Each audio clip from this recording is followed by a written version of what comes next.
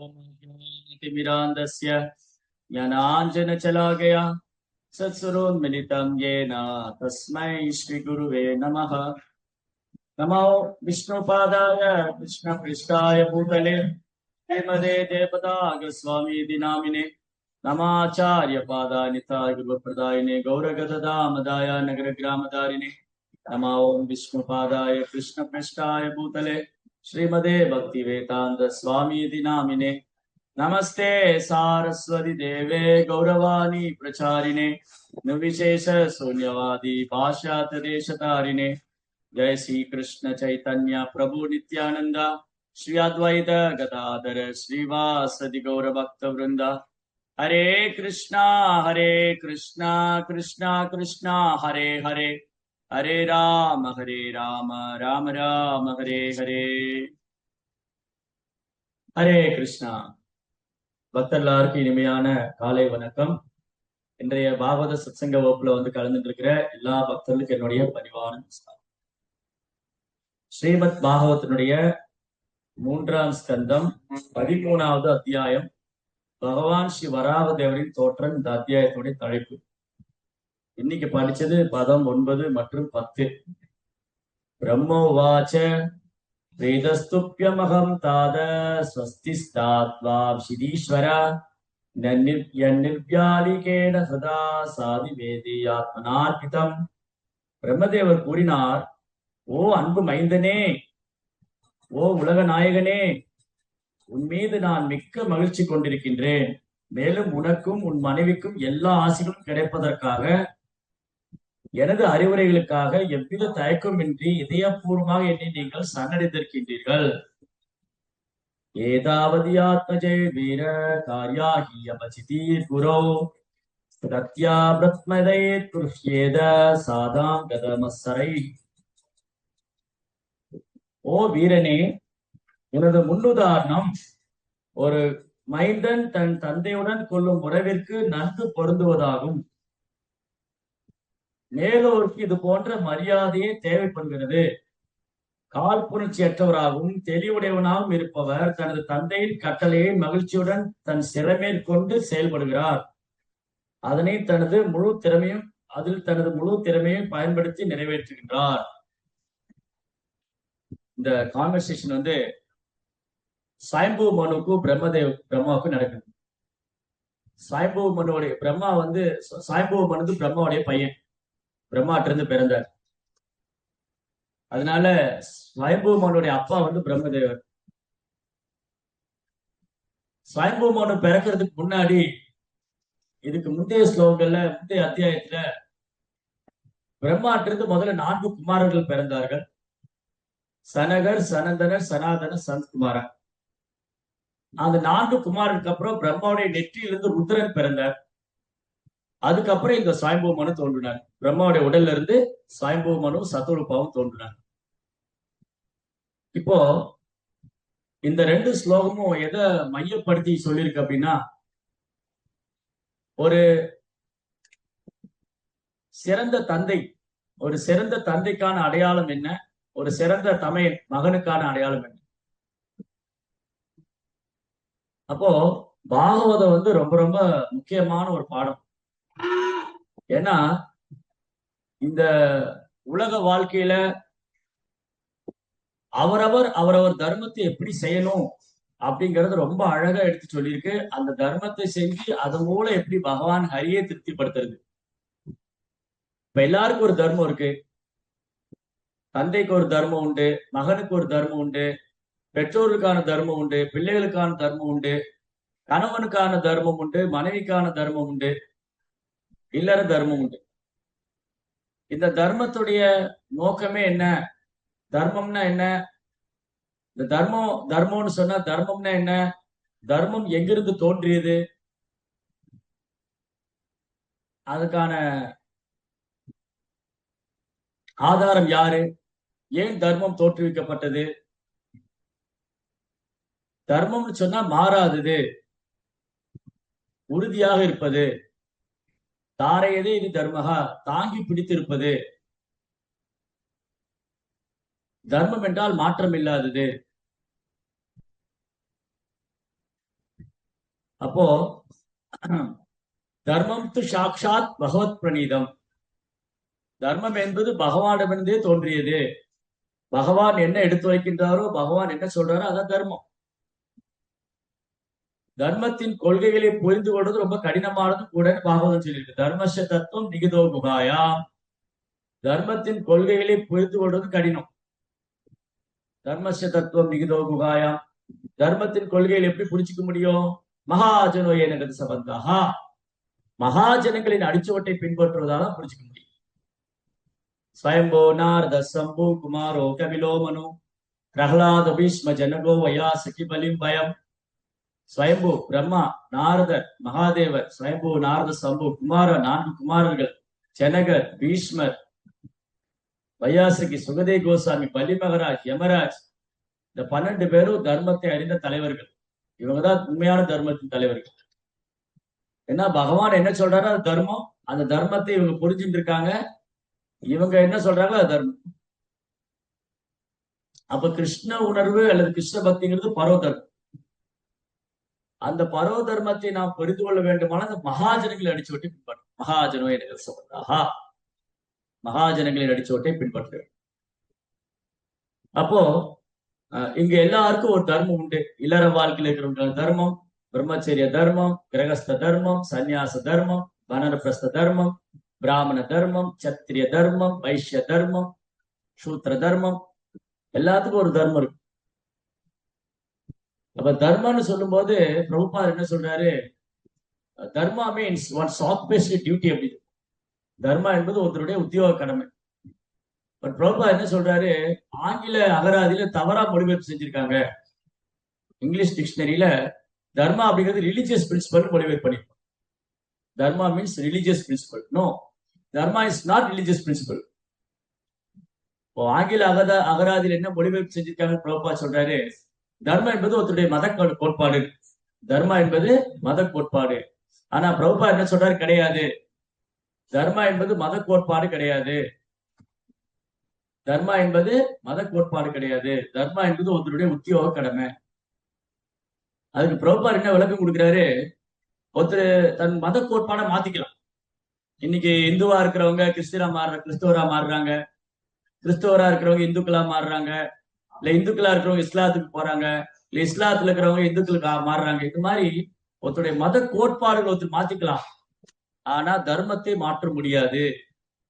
அதுக்கு பிரபுபாதர் கொடுக்கிற உதாரணம், மிளகாயோட தர்மம் வந்து காரம், சர்க்கரையோட தர்மம் இனிப்பு. இது மாறாது. அதே போலதான் தர்மம் என்பது மாற்றம் இல்லாது, மாற்ற முடியாது. அதனாலதான் அது சனாதன தர்மம். சனாதன தர்மம்னா நித்தியமான தர்மம், நிலையான தர்மம், சாஸ்வதமான தர்மம். அந்த சனாதன தர்மத்துல ஒருத்தருக்கு ஒரு கடமை உண்டு. அந்த தர்மத்தை அவர் சரிவர செய்து அதன் மூலமா அவர் இறைவனை திருப்திப்படுத்தணும்.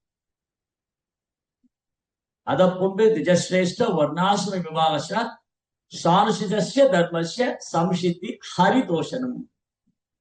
வர்ணாசிரம கொள்கை நோக்கமே வந்து பகவான் ஹரியை திருப்திப்படுத்துறது தான்.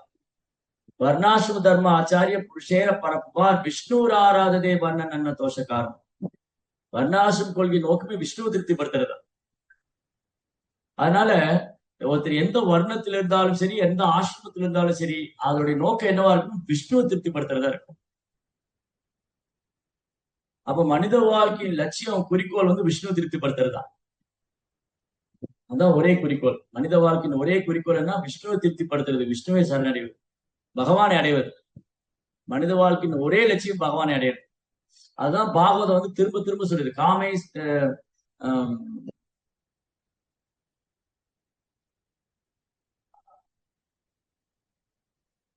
பாகவதம் ரொம்ப அழகா சொல்லியிருக்கு.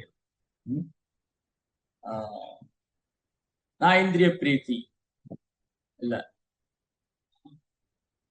மனித வாழ்க்கையை புலன்பத்துக்காக அல்ல, ஜீவசிய தத்துவ ஜிக்யாசா. நான் வச்சு கேட்பேன், ஜீவசிய தத்துவ ஜிக்யாசா. ஸ்டார்டிங் மறந்துச்சு. மனித வாழ்க்கை புலன்பத்துக்காக அல்ல, அந்த கேள்வி கேட்கறதுக்காக. லாபோ ஜீபே யாவதா காமேஷ் காமேஷ்ய நான் இந்திரிய பிரீத்தி. எஸ், காமேஷ நான் இந்திரிய பிரீத்தி லாபோ ஜீவே யாவதா ஜீவசிய தத்துவ ஜிக்யாசா நாத்துவச்சி சங்கர்பன். இந்த ஸ்லோகம் அடிக்கடி புரோபா வந்து ஒரு லெக்சர்ல கோட் பண்ணுவார். புரோபாதோட உபன்யாசங்கள்ல இந்த ஸ்லோகத்தை அடிக்கடி மேற்கொள்றேன். இந்த மனித வாழ்க்கை புலன்பத்துக்காக அல்ல. காமேஷ நான் இந்திரிய பிரீத்தி, நோ, நான் இந்திரிய பிரீத்தி புலன்பத்துக்காக அல்ல. எதுக்காக? ஜீவசிய தத்துவ ஜிக்யாசா, கேள்வி கேட்குறீங்க. ஏன் எனக்கே இப்படி நடக்குது, எனக்கே மரணம் வருது, நான் இறந்ததுக்கு அப்புறம் என்ன ஆவேன், மறுபிறவி இருக்கா, இந்த மாதிரி கேள்வி கேட்குதான். மனித வாழ்க்கையின் குறிக்கோள் என்ன, வேற எதுக்காகவும் இல்ல. ரைட்? அப்போ இந்த கல்வி பாருங்க எவ்வளவு அவசியமா இருக்கு. இன்னைக்கு வந்து கலியுகத்துல கலோ சூத்திர சம்பவா, கலியுகத்துல எல்லாரும் சூத்திரன். கலியுகத்துல எல்லாரும் சூத்திரர்களா இருக்கிறதுனால ஒரு தந்தையோடைய கடமை என்ன, ஒரு மகனுடைய கடமை என்னன்னு பெரும்பாலான மக்களுக்கு தெரியுது. பெரும்பாலானவனுக்கு என்ன தெரியுது இல்ல, தந்தையோடைய கடமை என்ன, மகனுடைய கடமை என்ன. அப்படியே தெரிஞ்சுக்கிட்டாலும் அது பௌதிகமா மட்டும்தான் பாக்குறேன். அப்ப ரெண்டு கடமை இருக்கு, ரெண்டு விதமான கடமை இருக்கு. தந்தைக்கும் மகனுக்கும் ரெண்டு விதமான கடமை இருக்கு. ஒண்ணு பௌதிகமான கடமை, இன்னொன்னு ஆன்மீகமான கடமை. தந்தைக்கு மகனுக்குள்ள கடமை ரெண்டு ரெண்டு விதமா பார்க்கலாம். தந்தைக்கு மகனுக்குள்ள கடமை ரெண்டு, ஒண்ணு பௌதிக கடமை, இன்னொன்னு ஆன்மீக கடமை. பௌதிக கடமை என்னது? அந்த தந்தையானவன் தன் மகனுக்கு வந்து கல்வி கொடுக்கணும், அவருடைய வாழ்க்கை தேவைகளை பூர்த்தி செய்யணும், அந்த பிள்ளை வளர்ந்து ஆளாவதற்கு அவரு தன் வாழ்க்கையை தியாகம் பண்ணும். இது பெரும்பாலான வீட்டுல பண்றாங்க. 100% 100% பெரும்பாலான வீட்டுல தந்தை வந்து தன் பிள்ளைகளுக்கு கடினமா உழைக்கிறார். ஃபாதர்ஸ் டே எல்லாம் கொண்டாடுவார். ஃபாதர்ஸ் டே, தந்தையர் தினம்.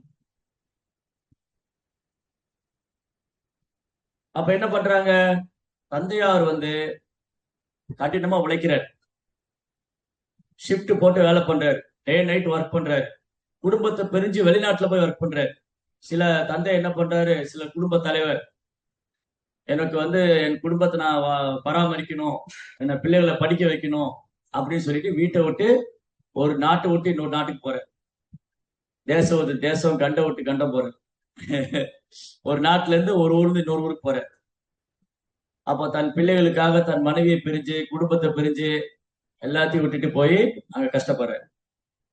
சிலர் வந்து உள்ளூர்லயே கஷ்டப்படுறாங்க, சிலர் வியாபாரம் பண்றாங்க, சிலர் வேலைக்கு போறாங்க. அப்ப அங்க நிறைய அவமானங்களை சந்திக்க வேண்டியது வரும். வேலை செய்யற இடத்துல பல அவமானங்களை சந்திக்க வேண்டியது வரும், அவமரியாதைகளை சந்திக்க வேண்டியது வரும். இதெல்லாம் இருக்கும்.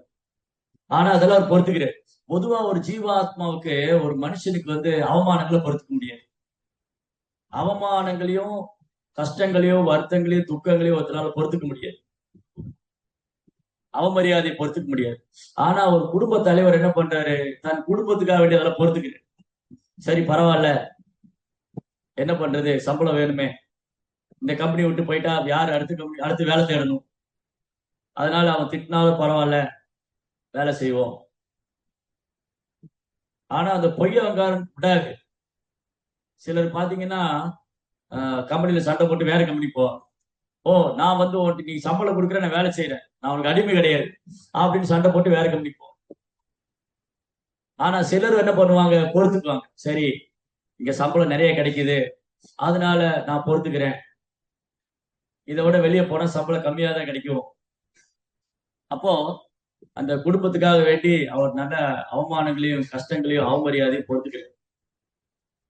வீட்டுக்கு வந்து தன்னுடைய குழந்தையை பார்த்த உடனே, ஒரு குடும்ப தலைவன் வீட்டுக்கு வந்து தன் குழந்தையுடைய மழலை மொழி, அந்த குழந்தை வந்து மழலை மொழியில பேசும்போது அந்த குழந்தையுடைய வார்த்தையை கேட்ட உடனே அந்த தந்தையோட கஷ்டம் அவமரியாதையெல்லாம் மறந்து போயிடும். அந்த தந்தையோடைய கஷ்டம் அவமரியாதை அவமானம் எல்லாம் மறந்துடும். ஓ என் குழந்தைக்கு தானே, பரவாயில்ல, இந்த குழந்தைக்காக தான் நான் இது பண்ணேன். சோ இப்படி இந்த தந்தையானவர் தன் வாழ்க்கையை தியாகம் பண்ற, தன்னுடைய மனைவிக்காக வேண்டி, குழந்தைகளுக்காக வேண்டி. அதான் தப வாழ்க்கை. சோ தப வாழ்க்கைங்கிறது நமக்கு நாமளே ஏற்றுக்கொள்றது. அப்போ இல்லறம் கூட ஒரு தப வாழ்க்கை தான். நிறைய பேர் என்ன நினைச்சிட்டு இருக்காங்க, இல்லறம்னா புலன்போன்னு நினைச்சிட்டு இருக்காங்க. இல்லற வாழ்க்கையை புலன்போம் அனுபவிக்க முடியாது. எப்ப இல்லற வாழ்க்கை பூந்தாச்சோ அப்பவே ரெஸ்பான்சிபிலிட்டி ஆயிடும், பொறுப்பு வந்துடும். அப்போ மனித வாழ்க்கையை கடிப்பா உழைக்க வேண்டியதாயிரும். கிரக கஷேத்திர சூத்தாப்த வித்தை ஜனசிய மோகோயம் அகம் மமேதி. ரிஷபதேவ் சொல்றாரு, பும்சஸ்திரிய மிதுனி பாவம். ஒரு ஆண் பொண்ணு பார்த்தாரு, பொண்ணு ஆணை பார்த்தாங்க. ஓ, இந்த பொண்ணு எனக்கு பிடிச்சிருக்கு, அந்த பையன் எனக்கு பிடிச்சிருக்கு, ரெண்டு பேரும் கல்யாணம். அதுக்கப்புறம் என்ன ஆகுது, கல்யாணம் பண்ணா கிரகம் வீடு வேணும், அப்புறம் நிலம் கஷேத்திரம், அப்புறம் சூப்தா குழந்தைங்க, அப்புறம் நண்பர்கள் உறவினர்கள், கடைசியில அகம் மம இதி, நான் தான் இந்த குடும்பம், இது என் குடும்பம், என் மனைவி, என் பிள்ளை அப்படின்னு ஒரு பௌதிக பந்தம் உருவாயிரு. மெட்டீரியல் அட்டாச்மெண்ட் ஸ்ட்ராங்கா, பௌதிக பற்றுதல் வலுவாயிரு.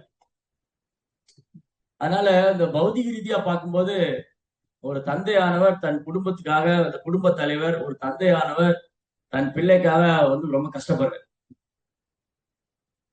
இது பௌதிக ரீதியா நான் பார்த்திருக்கேன். சின்ன வயசுல நான் எல்லார் வீட்லயும் பார்த்திருப்போம். நம்ம எல்லார் வீட்லயும் பார்த்திருப்போம். நம்ம சின்ன வயசுல அப்பா எவ்வளவு கஷ்டப்படுறாரு, நம்மளை வளர்த்து ஆளாக்கணும், ஸ்கூல் ஃபீஸ் கட்டணும், யூனிஃபார்ம் வாங்கி கொடுக்கணும், ட்ரெஸ் வாங்கி கொடுக்கணும்,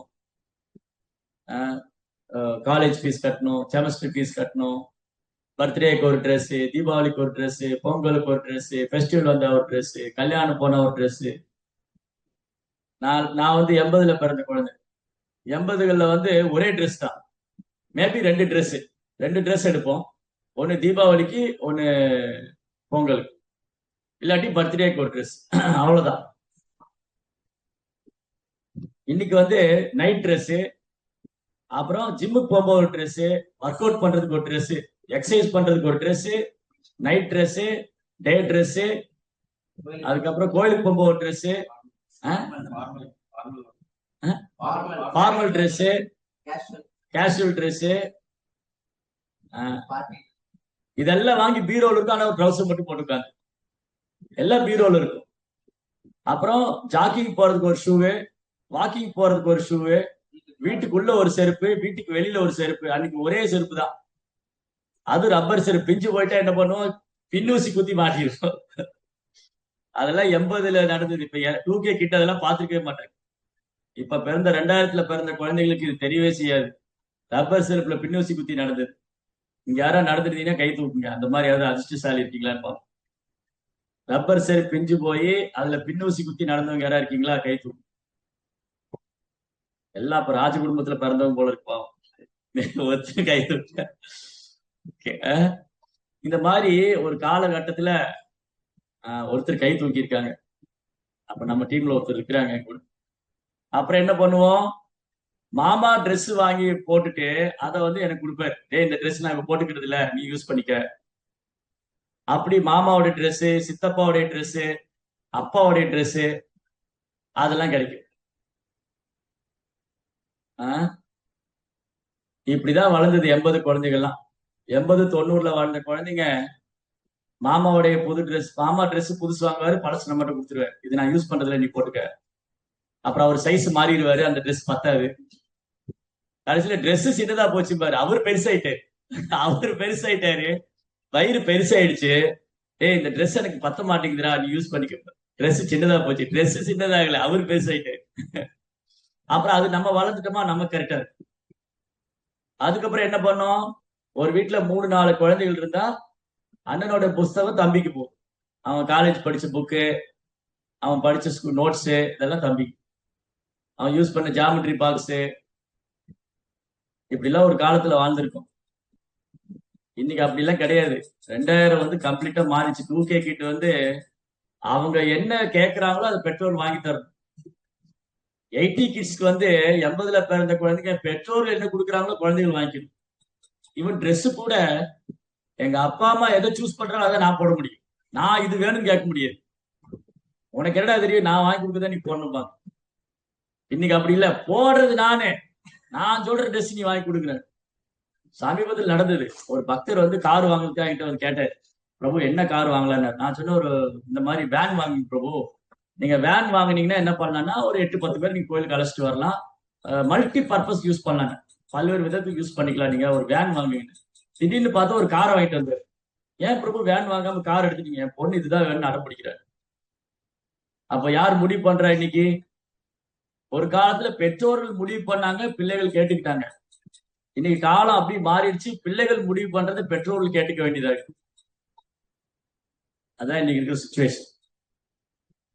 ஏன்னா அந்த அளவுக்கு பிள்ளைகளுக்கு நம்ம சுதந்திரம் கொடுத்து அவங்க எடுக்கிற முடிவு தான் சரிங்கிற மாதிரி ஆயிப்போச்சு. நான் நினைச்சுதான் நடக்கணும், என்னுடைய பிடிவாதப்படிதான் நடக்கணும், நான் விரும்புறதா எனக்கு கிடைக்கணும், அப்படி ஆயிடுச்சு. ஒரு காலத்துல அப்படிலாம் கிடையாது. அப்படிதான் இருந்தது ஒரு காலம். அன்னைக்கு ஒரு பக்தர் சொல்லிட்டு இருந்தாரு, அப்துல் கலாமுடைய அப்பாவை பத்தி சொல்லிட்டு இருந்தாரு. அப்துல் கலாம் இருந்தார் முன்னாடி, பிரசிடென்டா இருந்தார் இல்லையா? அவங்க அப்பா வந்து வீட்டுல தோசை அம்மா சுட்டு தருவாங்களாம். அன்னைக்கு அதை சொல்லிட்டு இருந்தார்ல. அப்ப என்ன ஆச்சு, வீட்டுல கறிக்கு போன தோசை சாப்பிட்டாரு பேசாம, ஹோட்டல்ல போன சண்டை போட்டாரு. அப்ப பையன் அப்துல் கலாம் கேட்டிருக்காரு, அப்பா நீ அம்மா சுட்டு கொடுத்தப்ப சத்தம் போடலையே, இங்க வந்து ஏன் சத்தம் போடுற? இங்க காசு கொடுத்து சாப்பிடுறோம், அதனால நான் ஒழுங்கா சரியா எடுத்துட்டு. அதனால பாருங்க, தந்தையானவர் வந்து எதெல்லாம் பொறுத்துக்கிறார். அதனால 80, 70கள், 90, 80, 90ல இருந்த தந்தைகள்லாம் வேற, இன்னைக்கு இருக்கிற தந்தையர்களும் வேற. அதே மாதிரிதான் பிள்ளைகளும். அன்னைக்கு வந்து தந்தை எடுக்கிற முடிவுதான் பசங்க ஃபாலோ பண்ணும். அவன் என்ன காலேஜ் சேரணும், எங்க சேரணும், என்ன படிக்கணும், அவன் நான் போடுற ட்ரெஸ்ல இருந்து நான் என்னுடைய எல்லா செயலும் எங்க அப்பா தான் தீர்மானிச்சேன். நான் சொன்ன வேதம் படிக்கணும்னு எங்க அப்பா சொன்ன சேர்த்த மாட்டேங்க, என்ஜினியரிங் போய் சேர்த்து விட்டேன். நான் வேதம் படிக்கணும்னு சொன்னேன், எனக்கு வேதம் படிக்கணும்னு ஆசை இருக்கு, வேத பாடசாலையில் சேர்த்து விடுங்க, சேர்த்து விட மாட்டேன். அப்ப என்னோட விருப்பம் நடக்கல, என் அப்பாவோட விருப்பம் தான் நடந்தது. அப்புறம் இந்த ட்ரெஸ் போடணும் எங்க அப்பா முடிவு பண்ணுவேன், எந்த கடையில துணி தைக்கணும் எங்க அப்பா முடிவு பண்ணுவேன், எப்படி முடி வெட்டணும் எங்க அப்பா முடிவு பண்ணுவேன். ஆமா, இன்னைக்கு அப்படி இல்ல. என்ன கோர்ஸ் படிக்கணும் நான் முடிப்பேன், என் பையன் முடிவு பண்றான். அப்பாட்ட என்ன கேட்கறது, நான் இதுதான் படிப்பேன், இந்த காலேஜ் தான் படிப்பேன், இப்படிதான் முடி வச்சிருப்பேன், இப்படிதான் ட்ரெஸ் போட்டிருப்பேன், இப்படித்தான் இருப்பேன், ஒன்னும் சொல்ல முடியும். அதனால இதுதான் ப்ராப்ளம். நீ கலியுகத்துல வந்து கலியுகம் ரொம்ப வேகமா அதோடைய வேலையை செஞ்சுட்டு இருக்கு. அதனாலதான் இந்த கிருஷ்ண உணர்வுங்கிறது குழந்தையிலிருந்தே கொடுக்கணும்னு பிரகலாத சொல்றேன். கௌமாரம் ஆக்கிறதே பிரக்யா தர்மான் பாகவதாங்க. குழந்தை வயசுல இருந்தே ஒருத்தர் பாகவதம் கொடுக்கணும். அப்ப என்கிட்ட ஒருத்தர் கேட்டாரு, என் பையன் குழந்தையா இருக்கும்போது நல்லா பக்தி பண்ணான் பிரபு, 8, 10 வயசு வரைக்கும் நல்லா பக்தி பண்ணான், எப்போ இந்த பெரிய பையன் ஆனானோ அப்ப இருந்து அவன் பக்திக்கே வர மாட்டேங்குது. இது டிவோட்டி குழந்தைங்க பக்தோடைய குழந்தைங்க தான். அவங்க குழந்தையா இருக்கும்போது பாத்தீங்கன்னு வச்சுங்களேன், இஸ்கான்ல வந்து கர்த்தால் வாசிப்பாங்க, மிருதகம் வாசிப்பாங்க, பயங்கரமா இன்வால்வ் பயங்கர ஈடுபாடு இருக்கும். அப்புறம் அப்படியே ஒரு முன்னெல்லாம் வந்து முன்ன என்ன சொல்லுவாங்கன்னா 80க்கு 90 இல்ல, பாருங்க இதை கம்பேர் பண்ணிக்கிட்டே இருக்கு. 80, 90, 2K கிட்டும், 80s கிட்டும், 80, 90s கிட்டும், 2K கிட்டும் கம்பேர் பண்ணீங்கன்னா, 80s, 90ஸ்லயும் 2Kலயும் எப்படி இருந்திருக்காங்கன்னா, இந்த எதை சொல்ல வந்து இப்போ அந்த குழந்தைகளை பத்தி சொல்ல வந்தேனே, கோயிலுக்கு வந்து கீர்த்தனம், கர்த்தால் வாசிக்கிறது, மிருதங்க வாசிக்கிறது, இதெல்லாம் பண்ணுவாங்க. இந்த வேற ஏதோ சொல்ல வந்தேன். 80, 90s and 2K இதை கம்பேர் பண்ணும்போது ஒரு நிமிஷம், சரி அது ஞாபகம் என்னன்னா, குழந்தைங்க சொல்றது பேரண்ட்ஸ் கேக்குற மாதிரி இருந்தது, இப்ப வந்து அப்படியே மாறி இருக்கு.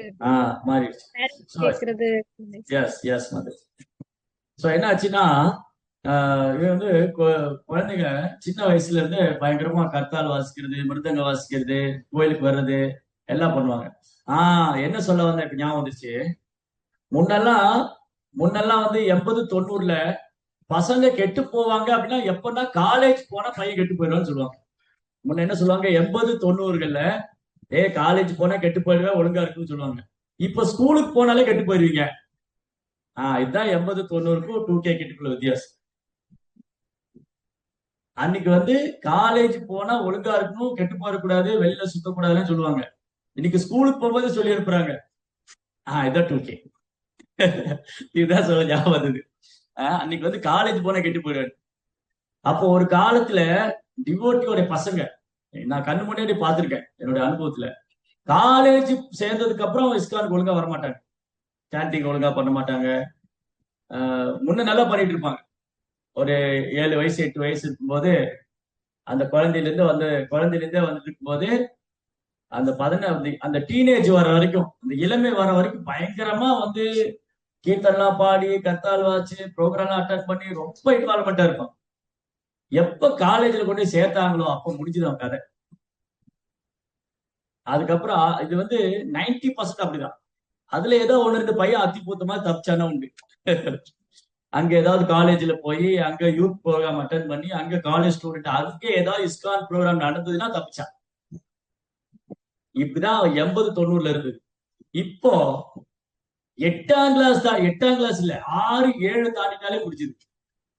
6ஆம் கிளாஸ் 7ஆம் கிளாஸ் தாண்டிட்டாலே அவனை தேட வேண்டியது. இதுதான் இப்போ சுச்சுவேஷன், கரண்ட் சுச்சுவேஷன். அப்ப என்ன ஆகும்னா இந்த குழந்தை வந்து இந்த இஸ்கான்ல 2 விதமா, கிருஷ்ண பக்தியில 2 விதமா நபர்கள் நம்ம பார்க்கலாம். புதுசா வர்றவங்க ஒரு கேட்டகரி, கிருஷ்ண பக்தியில குழந்தை குழந்தையா இருக்கு இல்லையா, குழந்தை அம்மா பேரண்ட்ஸோட பிறக்கும் போதே குழந்தையா வராங்க, பை பார்ன் டிவோட்டி ஃபேமிலியில பிறந்தது. சோ இந்த புதுசா வரக்கு ஒரு கேட்டகரி, அப்புறம் பை பார்ன் டிவோட்டியா இருக்கிற குழந்தை அது ஒரு கேட்டகரி. ரெண்டே எடுத்துக்கோங்க. இதுல என்ன டிரான்ஸ்பர்மேஷன் ஆகுதுன்னு சொல்றேன், என்ன மாற்றம் வருது. ஒருத்தர் புதுசா வரும்போது எப்படி திலக் வந்து சின்னதா இங்க மட்டும் பிறைச்சந்திர மாதிரி வச்சிருப்பாங்க. அதுக்கப்புறம் அவங்க ஒரு 1 வருஷம் 2 வருஷம் ஆகும், அப்படி திலக் வளரும், இப்படியே வளர்ந்து வளர்ந்து பெருசாயிடும். அப்புறம் துளசி பெருசாகும். அந்த திலக்கு முழுமையாகும் போது அவங்க முழு டிவோட்டி ஆவாங்க, ஓரளவுக்கு ஃபாலோ பண்ண ஆரம்பிச்சிருவாங்க. அப்புறம் கொஞ்ச நாள் தீட்சை எல்லாம் வாங்குவாங்க. இது புதுசா வர்றவங்க. டிவோட்டி குழந்தை இருக்கு பாத்தீங்களா, அது பெருசா திலக் போட்டிருக்கும். அப்புறம் ஒரு 8 9 போகும்போது திலக் ரொம்ப சின்னதாகும், கொஞ்சம் சின்னதாகும். 10ஆம் கிளாஸ் போகும்போது திலக் காணாம போயிடும். 12th போன் முடிச்சதுக்கு அப்புறம் அவனே காணாம போயிடும், டிசப்பியர் ஆயிடுவாரு. இதுதான் டிரான்ஸ்பர்மேஷன். அதனால இதுக்கெல்லாம் என்ன காரணம், ஏன் இப்படி நடக்குது, அதுக்கான சொல்யூஷனை கண்டுபிடிக்கணும். ஏன் வந்து கிருஷ்ண உணர்வுல இருந்து குழந்தைங்க வெளியேறி போறாங்க, நிறைய நடக்குது. அப்புறம் ஒரு கட்டத்துல திரும்ப வந்துதான் ஆகணும், விட்டு போயிட முடியாது. எப்ப வருவாங்கன்னா கல்யாணம் பண்ணி ஒய்ஃப் எல்லாம் அடி வாங்கி சண்டை வந்து பௌதிகத்துல துன்ப அனுபவிப்போ திரும்பி கிருஷ்ணட்ட வருவார். அது கொஞ்சம் டைம் எடுக்கும். பட் ஏன் இந்த கேப் வருது, இந்த இந்த இந்த இடைப்பட்ட ஒரு நேரம், இந்த இளமை பருவம் என்ன நடக்குது அப்படின்னு சொன்னா அதுக்கான காரணம் தான் ஒண்ணுன்னா கண்டுபிடிக்கும். ஏன் வந்து இளமை பருவத்துல ஒருத்தர் கிருஷ்ண பக்தியில வந்து அவ்வளவு ஆர்வம் காமிக்கிறது இல்ல. குழந்தையில இருந்து நல்லா பக்தி பண்ணா பிரபு, நிறைய கிரகஸ்தர் ஃபேமிலியில தான் சொல்லுவாங்க. நம்ம எங்க பிரச்சாரத்துக்கு போனோம் பீச்சுக்கு போனோம் சொல்ற முதல் வார்த்தை, பிரபு சின்ன குழந்தை நல்லா தான் பண்ணான் பிரபு, வளர்ந்ததுக்கு அப்புறம் நம்ம சொல்றதே கேட்க மாட்டேங்கிறேன், ஃபாலோ பண்ண மாட்டேங்கிறேன். எல்லாமே தெரியுது அவனுக்கு, எல்லாமே தெரியுது, அவளுக்கு எல்லாமே தெரியுது, அந்த பொண்ணுக்கு எல்லாமே தெரியுது, அந்த பையனுக்கு எல்லாமே தெரியுது. கிருஷ்ணர் தான் முழுப்புதற் கடவுள், பக்தி தொண்டு செய்யணும், பகவான் எல்லாமே, எவ்ரி திங் தே நோஸ், எல்லாம் தெரியுது, ஆனா பண்ண மாட்டேங்குது. அப்ப அதற்கான காரணம் என்ன, ரூட் காஸ், அதற்கான மூல காரணம் என்ன, ஒண்ணுன்னா கண்டுபிடிக்கலாம். முதல்ல வந்து அவங்களுடைய சாதனா வந்து ரெகுலரா பண்றது இல்லை அப்படின்னு சொன்னா இந்த மாதிரி ஒரு விட்டு போயிடும் சாதனா, அதாவது ரெகுலர் சாண்டிங். அப்ப என்ன பண்ணணும்னு சொன்னா, இந்த சாதனாவை கரெக்டா பண்ணணும்னு சொன்னா 12 வயசு ஆனோடனே தீட்சை வாங்கி கொடுத்துரும். 12 13 வயசு ஆனோடனே தீட்சைக்கு ரெடி ஆயிடும். அந்த குழந்தையிலிருந்து வளர்ந்து வர்றான் பாத்தீங்களா, அப்பவே அவனை தீட்சைக்கு தயார் பண்ணிடணும். டேய், குரு மகாராஜ் வந்து தீட்சை கொடுக்குறேன்னு இருக்காரு, நீ ஒழுங்கா பக்தி சாஸ்திரம் எல்லாம் படிச்சுன்னா உனக்கு பிராமண தீட்சை எல்லாம் கிடைக்கும். இப்ப நீ ஒழுங்கா தீட்சை வாங்கி ஹரிநாம் தீட்சை வாங்க. அப்போ அவன் பள்ளி காலம் முடியும் போது ஆவரேஜா ஒரு குழந்தை வந்து ஸ்கூல் படிச்சு வெளியில வரும்போது ஒரு 16 17 வயசு ஆகும். அவன் ஸ்கூல் படிச்சு வெளியில வந்து காலேஜ் சேர்றதுக்குள்ள அவனை ட்ரைனிங் பண்ணி அவன் அந்த அந்த டிரான்ஸ்பர்மேஷன் வர்றதுக்குள்ள அவனுக்கு தீட்சை வாங்கி கொடுத்தான். ஸோ தீட்சா இஸ் கமிட்மெண்ட், தீட்சை எடுத்து அவன் கமிட்மெண்ட், அப்ப அவன் பண்ணி ஆகணும்.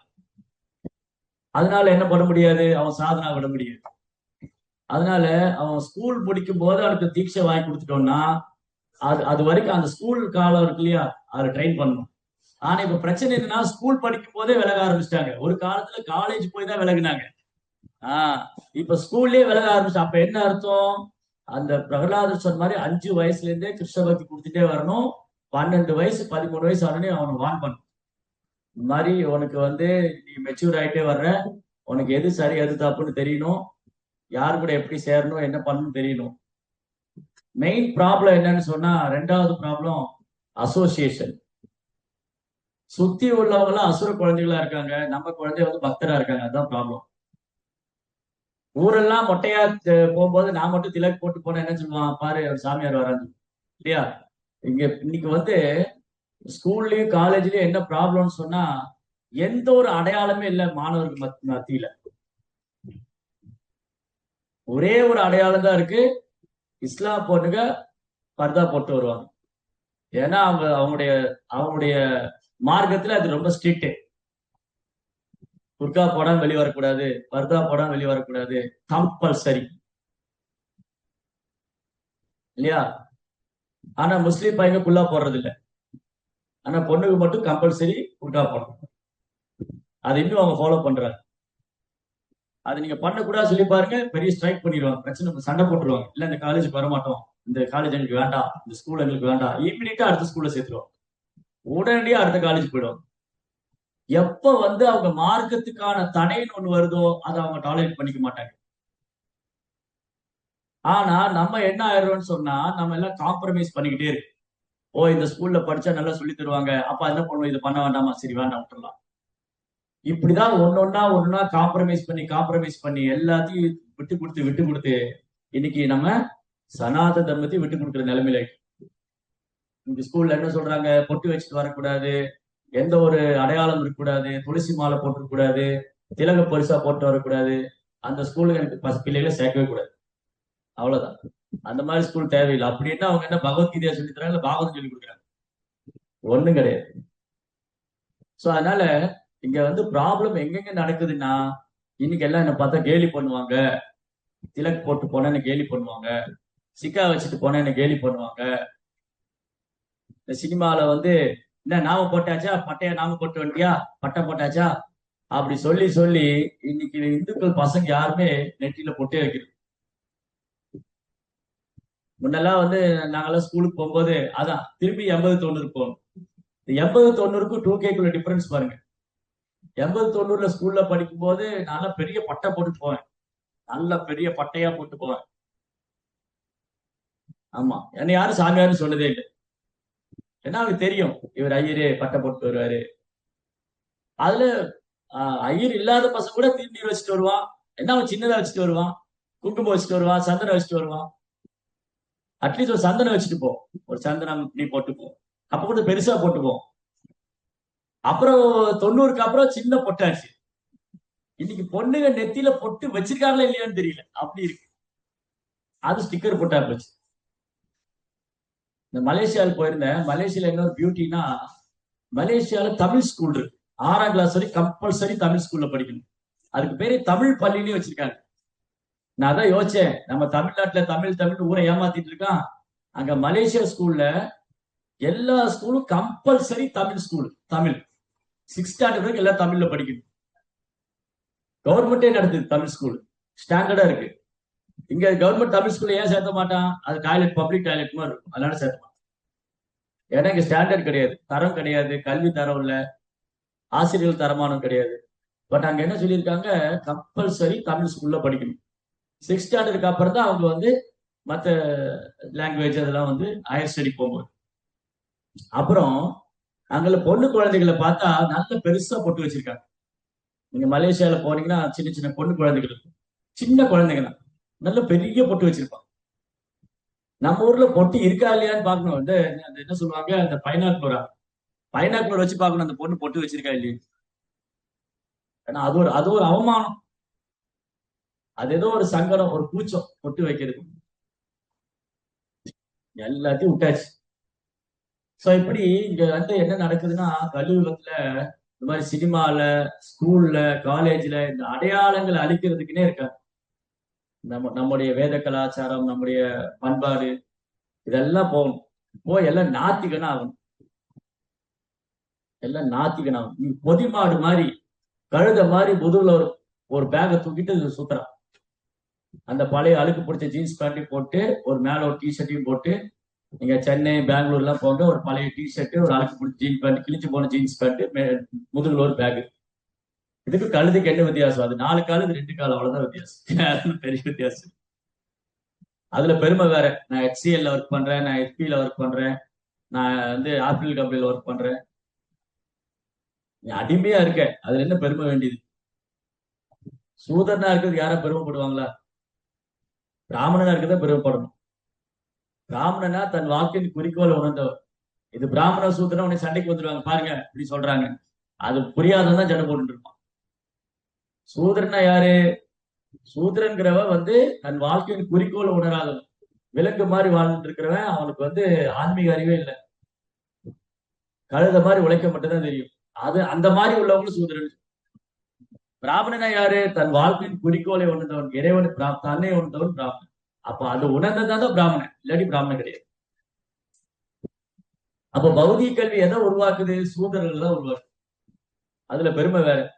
என் பையன் ஆஸ்திரேலியால ஒர்க் பண்றாரு, என் பையன் அமெரிக்கால ஒர்க் பண்றாரு, ஒரு பையன் லண்டன்ல இருக்கான். இதுல என்ன பெருமை? இப்படிதான் வாழ்க்கை வீணா போடும். இப்படி ஒரு அடையாளத்தை விட்டுட்டு, நம்முடைய கலாச்சாரம் பண்பாடு விட்டுட்டு என்ன படிச்சு என்ன வேலை செஞ்சாலும் ஒரு பிரயோஜனம். என்ன பிரயோஜனம்? ஜீவசிய தத்துவ ஜிக்யாசா, இந்த கேள்வி கேட்கவே இல்லையே. அதனால இந்த பசங்களோட வாழ்க்கையில என்னென்ன நடக்குதுன்னு சொன்னா, முதல்ல அவங்க சாதனை இம்ப்ரூவ் பண்ணணும். இந்த பசங்க வந்து கிருஷ்ண உணர்வை விட்டு விலகக்கூடாது அப்படின்னா அவங்க சாதனை இம்ப்ரூவ் பண்ணணும். ரெண்டாவது, அவங்களுடைய அசோசியேஷன் ரொம்ப மோசமா இருக்கு, வீக்கர்.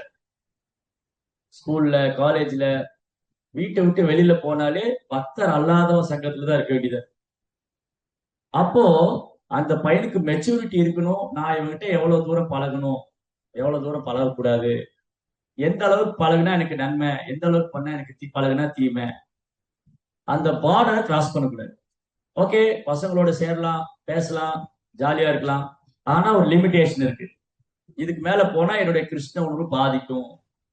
அப்போ நான் நானாகவே இருந்தால் என் நண்பன் என்னை என்னவாகவே ஏற்றுக்கொள்வான். நான் அவனுக்காக மாறக்கூடாது. பிரகலாதர் இருந்தாரு பாருங்க, அழகான உதாரணம். பிரகலாதர் ஒத்துருதான் டிவோட்டி. அந்த அசுர வம்சத்திலேயே, அந்த அசுர வம்சத்திலேயே பிரகலாதருடைய ஸ்கூல்ல பிரகலாதர் மட்டும்தான் டிவோட்டி. பிரகலாதர் வெக்கப்படல. பிரகலாதர் நான் திலக் போட்டு போக மாட்டேன், அங்க எல்லாம் அசுர குழந்தைகளா இருக்காங்க, நான் மட்டும் ஏன் திலக் போட்டு போகணும்? நோ. பிரகலாதர் கிருஷ்ணரை பத்தி பேசவும் தயங்கல. அதுதான். இந்த ட்ரைனிங் வேணும் நம்ம நண்பர்களுக்கு.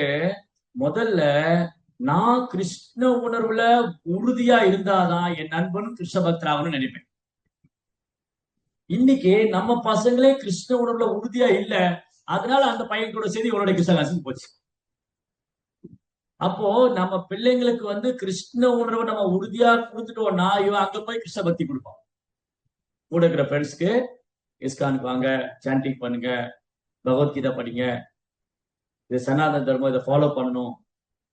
ரைட்? நான் பார்த்திருக்கேன் எவ்வளவு பேர் பர்சனலா சின்ன சின்ன பசங்க பஸ் ஸ்டாண்ட் நிற்கும் போது நோட்டீஸ் எடுத்துட்டு வருவாங்க. இது 90 நடந்தது, இது 90s. நான் வந்து காலேஜ் போய் நிற்கும் போது, சண்டே ப்ரோக்ராமுக்கு வரீங்களாமா, ஒரு சின்ன கார்டு கொடுப்பான். அதாவது இயேசு அழைக்கிறார், சண்டே இன்வைட் பண்றாங்க அங்க சர்ச்சுக்கு. நம்மள எவ்வளவு பேர் இன்வைட் பண்றோம் சண்டே ப்ரோக்ராமுக்கு வாங்க கோயிலுக்கு?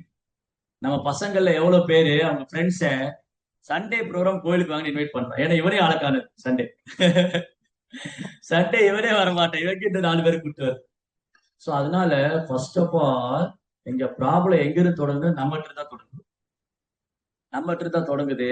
நம்மகிட்ட என்ன ப்ராப்ளம்னா, நான் கிறிஸ்டியானிட்டி ஸ்ட்ராங்கா இல்லை, நான் ப்ரோபார் புக்கை சரியா படிக்கிறது இல்லை. நான் ப்ரோபார் புக்கை சரியா படிக்காதனாலயோ, என்னுடைய சாதனா சரியா இல்லாதனாலயோ ஈஸியா அந்த வலையில போய் மாட்டிக்கும்.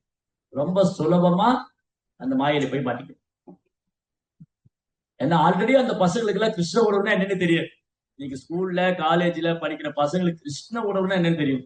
அவனுக்கு தெரிஞ்சது ஒன்னே ஒண்ணுதான், அஜித் கான்சியஸ்னஸ், விஜய் கான்சியஸ், ரெண்டுல ஒண்ணு. ஒண்ணு தலை ரசிகனா இருப்பான், தளபதி ரசிகனா சண்டை போடும். இதுதான் நடக்கும். அவனுக்கு கிருஷ்ணர் யாரு, ராமர் யாரு, பலராமர் யாருன்னு தெரியாது. சோ அந்த மாதிரி ஒரு சொசைட்டி, சமுதாயம். இன்னைக்கு சினிமா நடிகர்களை மட்டுமே பேசக்கூடிய, சினிமா நடிகர்களை மட்டுமே பார்த்து வளரக்கூடிய சமுதாயம்.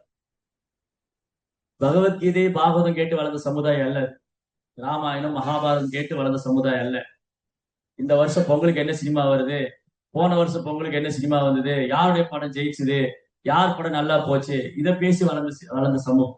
இது 80-90 இருந்து அப்படிதான். அது எம்ஜிஆர் காலத்துல இருந்து அப்படிதான். எம்ஜிஆர், சிவாஜி, ரஜினி, கமல், அஜித், விஜய், நாளைக்கு 2 பேர் வருவோம். இது காலகாலமா நடக்கும். ஏன்னா இவங்க சமுதாயம் இவ்வளவுதான், அதோட முடிச்சு போயிடும். இன்னைக்கு எம்ஜிஆர் ரசிகர், சிவாஜி நிலைமை என்ன சொல்லுங்க? செத்து போயிருப்பாங்க. ஆல்மோஸ்ட் எல்லாம் செத்து போயிருப்பாங்க. கொஞ்சம் பேர் உயிரோடு இருப்பாங்க. ஏன்னா அவங்க ஹீரோவும் செத்து போயிட்டாங்க, அவங்களும் செத்து போயிடுவாங்க. அதுக்கப்புறம் ரஜினி, கமல், ஆல்போர்ட் அவங்களுக்கு வயசாயிடுச்சு, அவங்களுடைய ரசிகர்களுக்கு வயசாயிருக்கு, கொஞ்ச நாள் செத்து போயிடுவாங்க, எல்லாரும் செத்து போயிடுவாங்க. அப்புறம் இப்ப இருக்கிற ஜென்ரேஷன். அப்போ இது அவங்களுக்கு புரியாது. அதான் அறியாமைன்னு சொல்றோம். அறியாமை. அப்ப நமக்கு இது புரியுது. நமக்கு எது புரியுதுன்னா, நமக்கு பாகவதம், பகவத்கீதா, கிருஷ்ணருடைய லீலைகள், ராமருடைய லீலைகள், இது நித்தியமானது, இது ஆத்ம சம்பந்தமானது. அதனால நான் இத கிருஷ்ண உணர்வை தீவிரமா எடுத்துக்கிட்டா மட்டும்தான், நான் சாதனா நல்லா பண்ணா மட்டும்தான் அந்த சர்க்கிள்ல போய் நான் என்ன காப்பாத்திக்க முடியும். நான் என்ன காப்பாத்திக்கிறது மட்டும் இல்ல, அவங்களையும் பக்தராக்க முடியும். பிரகலாதர் தான் பண்ணாரு. பிரகலாதர் விஷ்ணுவே நினைச்சிட்டு இருந்ததுனால பிரகலாதர் அவங்க கூட போய் மாறிடல. மாறாக பிரகலாதர் ஒருத்தர் எல்லாத்தையும் மாத்தினார். அடே பிரகலாதா, என்னடா எல்லாத்துக்கும் நாம போட்டுட்டீங்கன்னா அந்த குரு அந்த பிரகலாதருடைய பக்த பிரகலாத படம் வந்தது இல்லையா, அது பார்த்து ரொம்ப அழகா இருக்கு. பிரகலாதர் என்ன பண்ணுவாரு, ஸ்கூல் பசங்களை உட்கார ஸ்பீச் பண்ணுவாரு. என்ன சொல்லி கொடுப்பாரு, பிரகலாதா நீ எப்பவுமே ஏன் விளையாட வரமாட்டேங்கிற, பசங்களை கூப்பிடுவாங்க, நீ ஏன் எப்போ விளையாட வரமாட்டேங்கிற? அப்போ சொல்லுவாரு, நான் எப்போ ஹரியை நினைச்சிட்டு இருக்கேன். ஹரியா யார்? அவர் தான் பகவான் விஷ்ணு. ஓ, விஷ்ணுவோடைய அப்பா அம்மா யாரு? அவருக்கு அப்பா அம்மா கிடையாது, ஐயோ பாவம். அவர் பிள்ளை சொல்லுவாரு, அவர் தான் எல்லாத்துக்கும் அப்பா அம்மா. அந்த மாதிரி பிரகலாத குழந்தை என்ன பண்ணார்னா, அங்க போய் அவர் காம்ப்ரமைஸ் பண்ணிக்கல தன் பக்தியை. அவர் அவராவே இருந்தார். அவராவே இருந்தாரு. காலப்போக்கில் அந்த பசங்க எல்லாம் மாறினாங்க. அதான் அந்த குருகுலத்துல குரு பாக்குறாங்க, பிரகலாத ஒருத்தர் எல்லாரையும் பக்தரா மாத்திட்டாரு, அசுர குழந்தைகளை பக்தரா மாத்திட்டாரு. குருவுக்கே ஆச்சரியம், எப்படா இந்த எல்லா குழந்தைகளும் ஹரியோட நாமத்தை பாடுறாங்க. ஏன்னா பிரகலாத ஸ்ட்ராங்கா இருந்தாரு. அது சத்தியுகம் பிரபு, இது கலியுகம் பிரபு. அது சத்தியுகம், இது கலியுகம். ஆனா எந்த யுகமா இருந்தாலும் நாம கிருஷ்ண உணர்வுல உறுதியா இருந்தோம்னு சொன்னா, நம்ம கிருஷ்ண வாசி நம்ம ப்ரொடெக்ட் பண்ணிக்கலாம், நம்ம கிருஷ்ண உணர்வை நம்ம பாதுகாத்துக்கலாம். அந்த சக்தி குழந்தைகளுக்கு கொடுக்கணும். இது பேரண்டோட டியூட்டி. பேரண்டோடைய பெற்றோருடைய கடமை என்னன்னா, இந்த குழந்தைகளை ஸ்கூலுக்கு போகும்போது இந்த மாதிரி நீ கிருஷ்ண உணர்வுல இருக்கணும், நீ உன் ஃப்ரெண்ட்ஸுக்கு எல்லாம் கிருஷ்ணரை பத்தி சொல்லி கொடுக்கணும், அவங்களை கோயிலுக்கு அழைச்சிட்டு வரணும் அப்படின்னு சொல்லி கொடுக்கணும். நான் ஒருத்திட்ட பேசிட்டு இருக்கும்போது சொன்னேன், பொதுவா பசங்கிட்ட எல்லாம் சொல்லுவேன் அடிக்கடி, சரிப்பா உன் ஸ்கூல்ல எவ்வளவு பேர் படிக்கிறான்? என் ஸ்கூல்ல ஒரு 1000 பேர் படிக்கிறான். 1000 பேர் படிக்கிறானா, உன் கிளாஸ் ரூம்ல எவ்வளவு பேர் இருக்கான்? என் கிளாஸ் ரூம் 70 பேர் இருக்கான். இந்த 70 பேர் உனோட க்ளோஸா இருக்கிறது யாரு? 7 பேர். அந்த 7 பேர்ல க்ளோஸ், ரொம்ப க்ளோஸ் யாரு? 2 பேர். அந்த 2 பேரும் டிவோட்டி ஆகலாம். 1000 பேர் நான் டிவோட்டி ஆக்க முடியல. சரி, என் ஸ்கூல்ல 1000 பேர் இருக்கான் பிரபு, நான் சொன்னா 1000 பேர் கேட்க மாட்டாங்க. சரி, உன் கிளாஸ் ரூம்ல 70 பேர் இருக்கான், 7 பேர் சொன்னாலும் கேட்க மாட்டான். உன் கூட 7 பேர் இருக்கான், அவனு சொன்னா கேட்க மாட்டான். 2 பேர் இருக்கான், உன் க்ளோஸ் ஃப்ரெண்டு, அவனை மாதிரி. அங்கிருந்து ஆரம்பிக்கும். அப்படிதான் சொல்லி கொடுப்போம். சோ இப்படி நம்ம எல்லாரும் கிருஷ்ணோட ஏற்றுக்கலாம்னு சொல்ல முடியாது, ஏன்னா இது கலியுகம். பட் நம்ம என்ன பண்ணணும், நம்ம ட்ரை பண்ணணும். நம்ம எப்படி முயற்சி பண்ணணும், நான் கிருஷ்ணோட இருக்க முயற்சி பண்ணணும். என்னுடைய கிருஷ்ணோட நான் தியாகம் பண்ணக்கூடாது. ஏன்ட்ட ஒருத்தர் சொன்னாரு, நான் நார்வேல ப்ரீச் பண்ணிருக்கும் போது, அவர் சொன்னாரு, பிரபு நான் மீசை எடுத்தா என்ன கேலி பண்ணுவாங்க. ஒரு நல்ல பெருசா மீசை வச்சிருந்தேன். மீசை எடுத்தேன், அவர் யங் பாய், இளம் பையன். நான் மீசை எடுத்தேன், என் ஃப்ரெண்ட்ஸ் எல்லாம் கேலி பண்ணுவாங்க. நான் சொன்னேன், நீங்க எடுங்க. கேலி பண்ணுவான் ப்ரோ. எவ்வளவு நாள் கேலி பண்ணுவான்? 1 நாள் பண்ணுவான், 2 நாள் பண்ணுவான். அப்புறம் அவனுக்கு வேற மேட்ரு, வேற டாபிக் இதை விட்டுருவான். பொதுவாக இந்த மக்களுடைய மனப்பான்மை என்ன தெரியுங்களா? மக்களுடைய மனப்பான்மையை அரசியல்வாதி நல்லா புரிஞ்சு வச்சிருக்காங்க. ஒரு இஷ்யூ வந்ததுன்னு வச்சுக்கோங்க, அது பெருசா போட்டு பேசிட்டே இருப்பாங்க. அதுக்கப்புறம் அடுத்த பிரச்சனை வந்து இதை விட்டு அதுக்கு போயிடுவாங்க. சமுதாயத்துல ஒரு பெரிய பிரச்சனை நடந்துட்டு இருக்கும். அந்த பெரிய பிரச்சனை ரொம்ப பெரிய பிரச்சனை, பூதாகாரமான பிரச்சனையா இருக்கும். அதுக்குள்ள ஏதோ ஒரு நடிகரை பத்தி பேசுறது, இதை விட்டு அங்க போயிருவாங்க. ஓ, அந்த நடிகர் அப்படி ஆயிட்டாரு, எப்படி ஆயிட்டாரு, இது ஆனா இது முக்கியமான பிரச்சனையா, அது என்னாச்சு, அதெல்லாம் யாருக்கும் கண்டுக்கு போற. அந்த மாதிரி மக்களுக்கு வந்து புதுசு புதுசா எதையாவது பார்த்துக்கிட்டே இருக்கு, கேட்டுக்கிட்டே இருக்கு. இது தெரிஞ்சதுதானே, அவர் மீசை எடுத்தாரு, என்னப்பா அவரு மீசை எடுத்தாரு, அவ்வளவுதான். என்னடா மீசை 2 நாள் சொல்லுவான், 3ஆவது நாள் அவன் அப்படிதானே இருக்கும், அவ்வளவுதான். சோ அங்க பாருங்க, அந்த இடத்துல நம்ம காம்ப்ரமைஸ் பண்ணிட்டு வச்சுக்க. ஓ, நான் வந்து மீசை எடுத்தா என்ன கேலி பண்ணுவான்னு நினைச்சா, நான் சொன்னேன் ஹாலிவுட் ஆக்டர் எவ்வளவு பேர் மீசை வச்சிருக்காங்க, அப்புறம் பாலிவுட் ஆக்டர் எவ்வளவு பேர் மீசை வச்சிருக்காங்க. தமிழ்நாட்டுல மட்டும் தான் பெருசா மீசை வச்சிருப்போம், தமிழ்நாடு ஆந்திரால. நீங்க நார்த் இந்தியால போக மோஸ்ட்லி யாரும் மீசை வச்சிருக்க மாட்டாங்க. ஹாலிவுட்லயே யாரும் பெருசா வச்சுக்கிறது. சோ இது ஒரு பிரம்மை. இந்த பிரம்மையில மீசை வச்சதான் அழகா இருக்குன்னு ஒரு பிரம்மை. அந்த பிரம்மைக்குள்ள மாட்டிக்கிட்டு இருக்காரு, அதான் மாயை. அப்புறம் அவர் அதே மாதிரி போனாரு. அதே மாதிரி ஒரு நாள் கிண்டல் பண்ணிருக்காங்க. அதுக்கப்புறம் என்ன பண்ணாங்க, அவன் அப்படிதான்டா, அவன் மீசை வச்சுக்க மாட்டான், அவன் காம்ப்ரமைஸ் ஆயிட்டான். இவ்வளவுதான் லைஃப். ஒரு நாள் சொல்லுவான், 2 நாள் சொல்லுவான், அதுக்கப்புறம் வேற ஒரு ஃப்ரெண்டு கிடைச்சிருவான் கேலி பண்றதுக்கு, இவனை விட்டு அவன்கிட்ட போயிடும். 10 பேர் இருக்கிற இடத்துல எவனோ ஒருத்தனை பிடிச்சு கேலி பண்ணிட்டு இருப்பாங்க. அப்புறம் இன்னொருத்த ஏதாவது கோமாளித்தனமான வேலை பண்ணி அவன்கிட்ட போயிடுவான், அவனை கேலி பண்ண ஆரம்பிச்சு. இவ்வளவுதான் லைஃப். அவனுக்கு யாரையாவது கேலி பண்ணிக்கிட்டே இருக்கணும், அவ்வளவுதான். அதனால இதெல்லாம் சின்ன சின்ன விஷயங்கள் தான். ஆனா நம்ம என்ன நினைச்சிடும், அது பெருசா நினைச்சுக்கிறோம். ஓ, இது நம்ம வந்து எப்படி ஆயிருமோ அப்படி ஆயிருமோ. நத்திங், ஒண்ணு நடக்கும். அப்போ ஃபர்ஸ்ட் இந்த குழந்தைங்க கிருஷ்ணாவாசியில் இருக்கணும்னு சொன்னா அவங்க சாதனா நல்லா பண்ணணும். அது வந்து பேரண்ட் வந்து அந்த சாதனா நல்லா பண்ண வைக்கணும். பெற்றோர் வந்து குழந்தைகள் நல்லா சாதனா பண்ண வைக்கணும். ரோபா புக்கு படிக்க வைக்கணும். அப்ப அவன் வெளியில போனா அந்த மாயினுடைய தாக்கத்திலிருந்து ஓரளவுக்கு தன்னை காப்பாத்திக்கலாம். அந்த மாயினுடைய தாக்கத்திலிருந்து ஓரளவுக்கு காப்பாத்திக்கலாம். இன்னைக்கு பாருங்க, அடுத்தது போட்டிருக்காங்க இந்த தாடி வச்சு சுத்துறது. பிரபுபாத வந்து அமெரிக்கா போய் ஹிப்பிகளை வந்து ஹாப்பிகளா மாத்தினார்.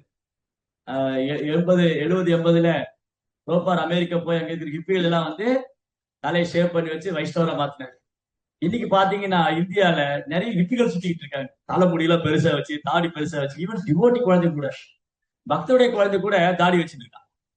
நீங்க கீர்த்தன் மேல பாருங்க, சின்ன சின்ன பசங்க பாடுவான், கூட தாடி கமல் போட்டு. அட்லீஸ்ட் மேரேஜ் செரிமனி நடக்கும். நான் நிறைய டிவோட்டி கல்யாணத்துக்கு எல்லாம் போறேன். அந்த டிவோட்டி பசங்க பக்தோடைய பசங்க தான், கல்யாணம் சேவி கூட பண்ண உட்காந்துருக்கான். அவன் பிளேடு வாங்க காசு இல்லையா என்னன்னு தெரியல, இல்ல ஃபேஷனான்னு தெரியல. அது ஒரு பெரிய ஒரு இது, அது தாடி வச்சுக்கிறது. அதுல என்ன இருக்குன்னு தெரியல. எனக்கும் ஒரு தாடி எனக்கு பிடிக்கதான் செய்யும். ஆனா இஸ்கான் வந்து நான் அதை விட்டுட்டேன். ஆனா அதுக்கு என்னன்னு, அது அப்படி தாடி வச்சுதான் ஆகணும்னு ஒண்ணும் கிடையாது.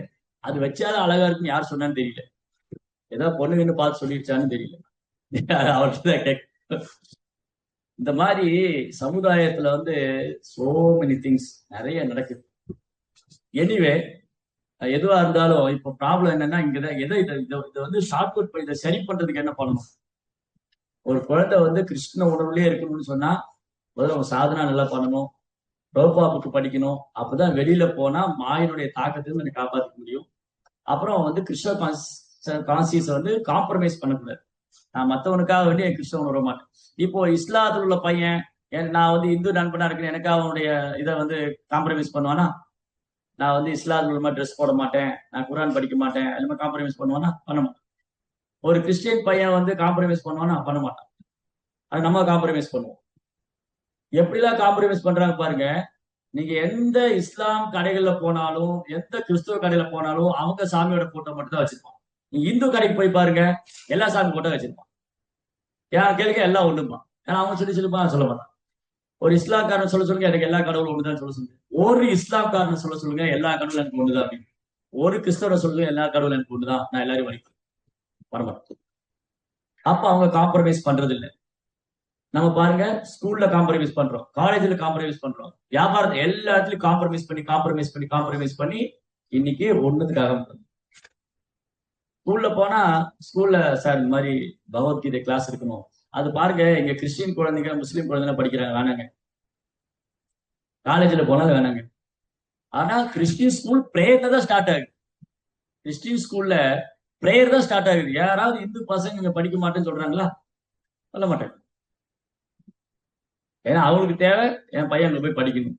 அவன் எந்த மதத்தை ஃபாலோ பண்ணனு, என்னவா இருந்தா என்ன, என்னவானா எனக்கு என்ன, அவன் படிச்சு சம்பாரிச்சு ஏடிஎம் மிஷின் ஆகி கடைசியில நடமாடும் ஏடிஎம் மிஷின் ஆகி செத்து போயிரு. அவ்வளவுதான். அது ஒண்ணுதான் குறிக்கும். அது ஒண்ணுதான். மத்தபடி நம்முடைய சனாதன தர்மம் போயிடுமே, இப்படிலாம் ஆயிடுமே. நான் கண் கூட பார்த்துருக்கேன் ப்ரோ. என்கிட்ட ஒரு மாதாஜி சொன்னாங்க. அந்த மாதாஜியோட வீட்டுக்காரரு பிராமின் தீட்சை வாங்கியிருக்காரு. மாதாஜியோட வீட்டுக்காரர் பிராமின் தீட்சை. இந்த மாதாஜி ஜீசஸ் ஃபாலோ பண்றாரு, இயேசுடைய பைபிள் படிக்கிறார். நான் கேட்டேன், என்ன மாதாஜி உங்க பிரபு தான் இஸ்கான்ல எல்லாம் இருக்காரு, நீங்களும் இஸ்கான் ப்ரோக்ராம்க்கு எல்லாம் வர்றீங்க, நீங்க ஏன் வந்து டிவோட்டி ஆகக்கூடாது, நீங்க ஏன் சாண்டிங் பண்ணக்கூடாது, நீங்க ஏன் தீட்சைலாம் வாங்கக்கூடாது? அவங்க சொல்றாங்க, நான் குழந்தையில இருந்தே கான்வென்ட்ல படிச்சேன், எனக்கு குழந்தையில இருந்தே ஜீசஸோட பிரேயர் சொல்லி கொடுத்தாங்க, என்னால மாற முடியாது, நான் இப்படிதான் ஒண்ணும் பண்ண முடியும். நான் ட்ரை பண்ணேன், எல்லாம் முடியல, நான் இதுதான் இந்த பிரேயர் தான் எனக்கு மனசுல இருக்கு, நான் இதுதான் பண்ணேன். அவங்க வீட்டுக்காரர் விட்டாரு, ஒண்ணும் செய்ய முடியாது. அவ்வளவுதான். அவ பாருங்க, கௌமாரம் ஆக்கிரதே பிரஜா அவங்க பிடிச்சுக்கிட்டாங்க. கௌமாரம் ஆக்கிரதே பிரஜாங்கிறத கிறிஸ்தவர் பிடிச்சுக்கிட்டாங்க. என்னது, குழந்தையிலிருந்தே ஒருத்தருக்கு இறைவனுடைய நாமத்தை சொல்லி கொடுக்கணும். நம்ம விட்டுட்டோம், அவங்க பிடிச்சுக்கிட்டாங்க. நம்ம என்னெல்லாம் விட்டோமோ அவங்க பிடிச்சுக்கிட்டாங்க. இன்னைக்கு ஜபங்கிற வார்த்தையை கேட்க அது கிறிஸ்தவன் சொல்றதுமா. நாகர்கோயில போனா என்ன, நீங்க ஜப கூட்டம் போறீங்க? ஜப கூட்டங்கள் கிறிஸ்தவர்ல நடத்துறது. கிறிஸ்தவர்களே வேதக்காரனே சொல்றான் நாகர்கோயில்ல. ஆனா வேதக்காரன், வேதம்னா என்னது? இந்த வேதங்கிற வார்த்தை எங்கிருந்து வந்தது? ஜபங்கிற வார்த்தை எங்கிருந்து வந்தது? ஜப கூடங்கிற வார்த்தை எங்கிருந்து வந்தது? அதுக்கான பதில் யார்ட்டையும் கிடையாது. இல்ல, கண் கூட பார்த்தது இன்னைக்கு நடக்குது. இவன் பொங்கலுக்கு 4 நாள் டிவில சினிமா பார்த்துட்டு இருப்பான், அவன் பொங்கலுக்கு ஜப கூட்டம் போட்டு நடத்திட்டு இருக்கான். நாள்ல அமாவாசை வரை ஜப கூட்டம் போட ஆரம்பிச்சிட்டாங்க. நம்ம உட்காந்து அர்ப்பணம் பண்ணிட்டு இருக்கிறோம். நடக்குது கலியுகத்துல. நிறைய விஷயங்கள் இருக்கு, பிராக்டிகலா நீங்க கண் கூட பார்க்கலாம். கண்ணு முன்னாடி நடக்கிற விஷயங்கள்லாம். குழந்தைகள் எப்படி கசாப் கடைக்கு போறாங்கன்னு ப்ரோப்பா சொல்றேன். கசாப் கூட பள்ளிக்கூட, காலேஜ். அப்ப என்ன ஆயிடுச்சு, அப்போ ஃபர்ஸ்ட் பாயிண்ட் வந்து சாதனா நல்லா பண்ணணும், ப்ரோப்பா படிக்கணும். அப்போ வெளியில போனாலும் காம்ப்ரமைஸ் பண்ணணும். அதுக்கப்புறம் அந்த பக்தர்கள், அந்த பசங்களையும், அந்த நண்பன் யார் நண்பன் இவனுக்கு தெரியணும். முதல்ல என்னுடைய நண்பன் யாரு, நான் அவனுக்கு நண்பன்னா. நண்பன்னா யாரு? உண்மையில உதவுறவன் தான் நண்பன். உண்மையா உதவுற. அப்ப ஆத்மாவுக்கு உதவுறது தானே உண்மையா நண்பனா இருக்க முடியும். ஆத்மாவுக்கு உதவாதவன் எப்படி உண்மையா நண்பனா இருக்க முடியும்? உடலுக்கு மட்டும் உதவுவன் எப்படி நண்பனா இருக்க முடியும்? ஓ, அவன் ஃப்ரெண்டு, எனக்கு அவனை ரொம்ப பிடிக்கும், நாங்க ஒன்னா சாப்பிடுவோம், ஒன்னா, நீ அதெல்லாம் பண்ண கரெக்ட். அவன் ஆத்மாவுக்கு நீ என்ன பண்ண? அவன் ஆத்மாவுக்கு நீயே கிறிஸ்தவ உணர்வு கொடுக்கல. ஏன்னா நானே கிறிஸ்தவ உணர்வு தெளிவா இல்லை, நானே கிறிஸ்தவ உணர்வு இல்லை. அப்படி எப்படி என் நண்பனுக்கு கிறிஸ்தவ உணர்வு தருவேன்? அடுத்த கேள்வி. அப்போ இந்த பையனுக்கு தெரியணும், இந்த பொண்ணுக்கு தெரியணும், நான் காலேஜ் போனா நான் கிருஷ்ண உணர்வு இருக்கிற மாதிரி என் நண்பனுக்கு நான் பண்ற பெரிய உபகாரம் அவனுக்கு கிருஷ்ண உணர்வு கொடுக்கணும், அவனை கிருஷ்ண பக்தராக்கணும். அதுதான் அந்த நண்பன். அவன் தான் உண்மையான நண்பன். துரியோதனும் கர்ணனும் நண்பரா இருந்தாங்க. எதன் அடிப்படையில் நண்பரா இருந்தாங்க? துரியோதனன் கர்ணன் நண்பன். கர்ணனுக்கு உடனே அங்க தேசத்தை கொடுத்தான் துரியோதனன். கர்ணனுக்கு அவமானம் வதுமே உடனே அங்க தேசத்துக்கு மன்னன் ஆக்கினான். ஏன் பண்ணா? ஏன்னா கர்ணன் என் கூட இருந்தா பாண்டவர்ல ஜெயிச்சுக்குவேன், பாண்டவர்ல கொள்ளுவேன். கர்ணனுக்கு என்னது, நான் துரியோதன் கூட போய் பாண்டவர்ல அவமானப்படுத்துவேன், அர்ஜுனன்னு கொள்ளுவேன். அப்ப இது இல்ல உண்மையான நட்பு. முகநக நட்பது நட்பன்று நெஞ்சை தகநக நட்பதே நட்பு. முகஸ்துதி பண்றவங்கள நண்பன். பக்தி சித்தாந்த சொல்லியிருக்காரு, முகஸ்துதி பண்றவங்கள நண்பன். யாரும் குறைய சொல்றனா அவன் தான் அவன் நண்பன். கர்ணன் செய்யவே இல்லையே, துரியோதனுடைய குறைய சொல்லவே இல்லையே, கண்டிக்கவே இல்லையே. அப்ப அவன் உண்மையான நண்பன் இல்லையே. உண்மையான நண்பன் யாரு? ஆன்மா மேல் இறக்கப்படுவனே உண்மையான நண்பன். அவன் தான் உண்மையான நலன் விரும்பி. நம்ம யாருக்காவது நலன் விரும்பியா இருக்கணும்னு ஆசைப்படுறோம் அப்படின்னா, நம்ம யாருக்காவது உண்மையான நண்பனா இருக்க ஆசைப்பட்டா, அந்த நண்பனுக்கு, அந்த நலன் விரும்பிக்கு ஆத்ம விஞ்ஞானத்தை சொல்லிக் கொடுக்கணும், கிருஷ்ண தத்துவத்தை சொல்லிக் கொடுக்கணும். அவன் தான் உண்மையான நலன் விரும்பி, அவன் தான் உண்மையான நண்பன்.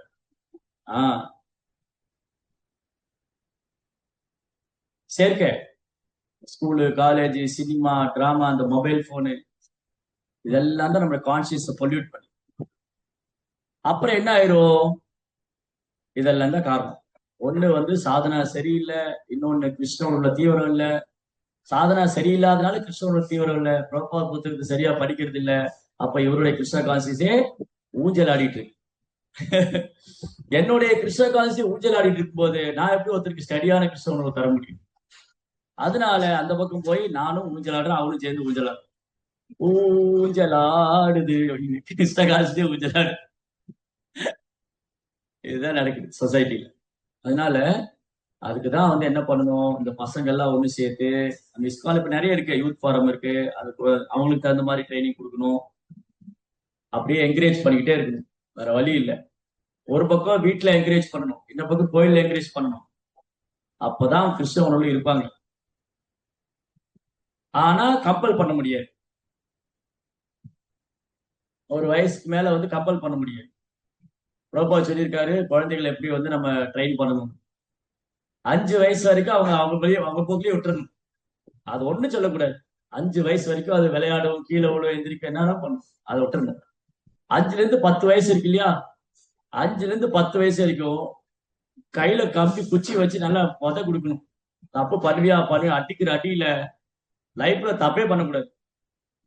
அந்த மாதிரி பயிற்சி கொடுக்கணும்.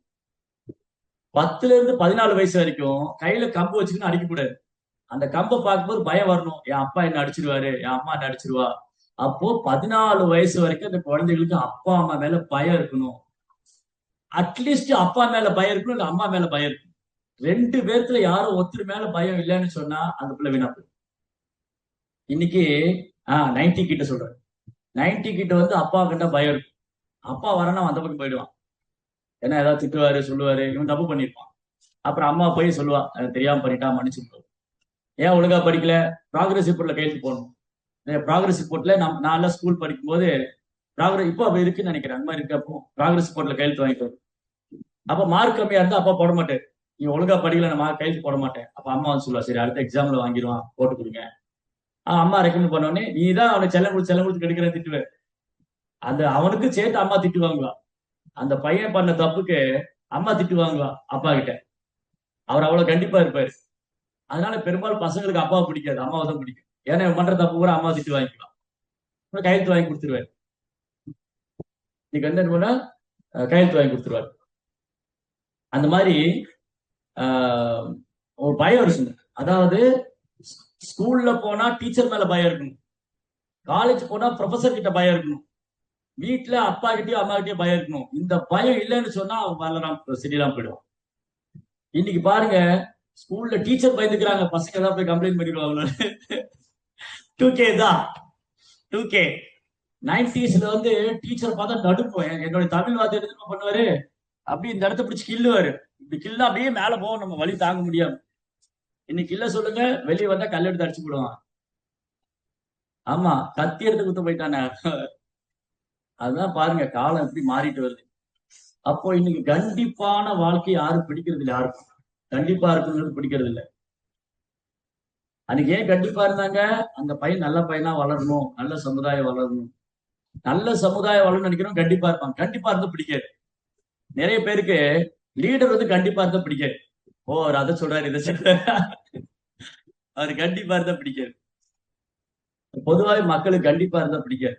அது மாதிரி நல்ல தலைவனையும் பிடிக்காது. பாருங்க, உதாகிற தலைவனை தான் தேர்ந்தெடுப்பாங்க. ஏன்னா நல்ல தலைவர் கரெக்டா இருப்பாரு, தப்பு செய்ய விட மாட்டாரு. இந்த மாதிரி வீட்டுல வந்து பெற்றோர் மேல பயம் இருக்கணும், ஸ்கூலுக்கு போனா டீச்சர் மேல பயம் இருக்கணும், காலேஜ் போனா ப்ரொஃபசர்கிட்ட பயம் இருக்கணும். அப்பதான் வாழ்க்கையில முன்னுக்கு போக முடியும்னு சொல்றேன். இது பௌதிக அடிப்படையில் பார்த்தாலே, இப்ப நான் இது வரைக்கும் பேசுறது பௌதிக அடிப்படை தான். கிருஷ்ணனோட ஒரு பக்கம் இருக்கட்டும், இவ்வளவு இருக்கு.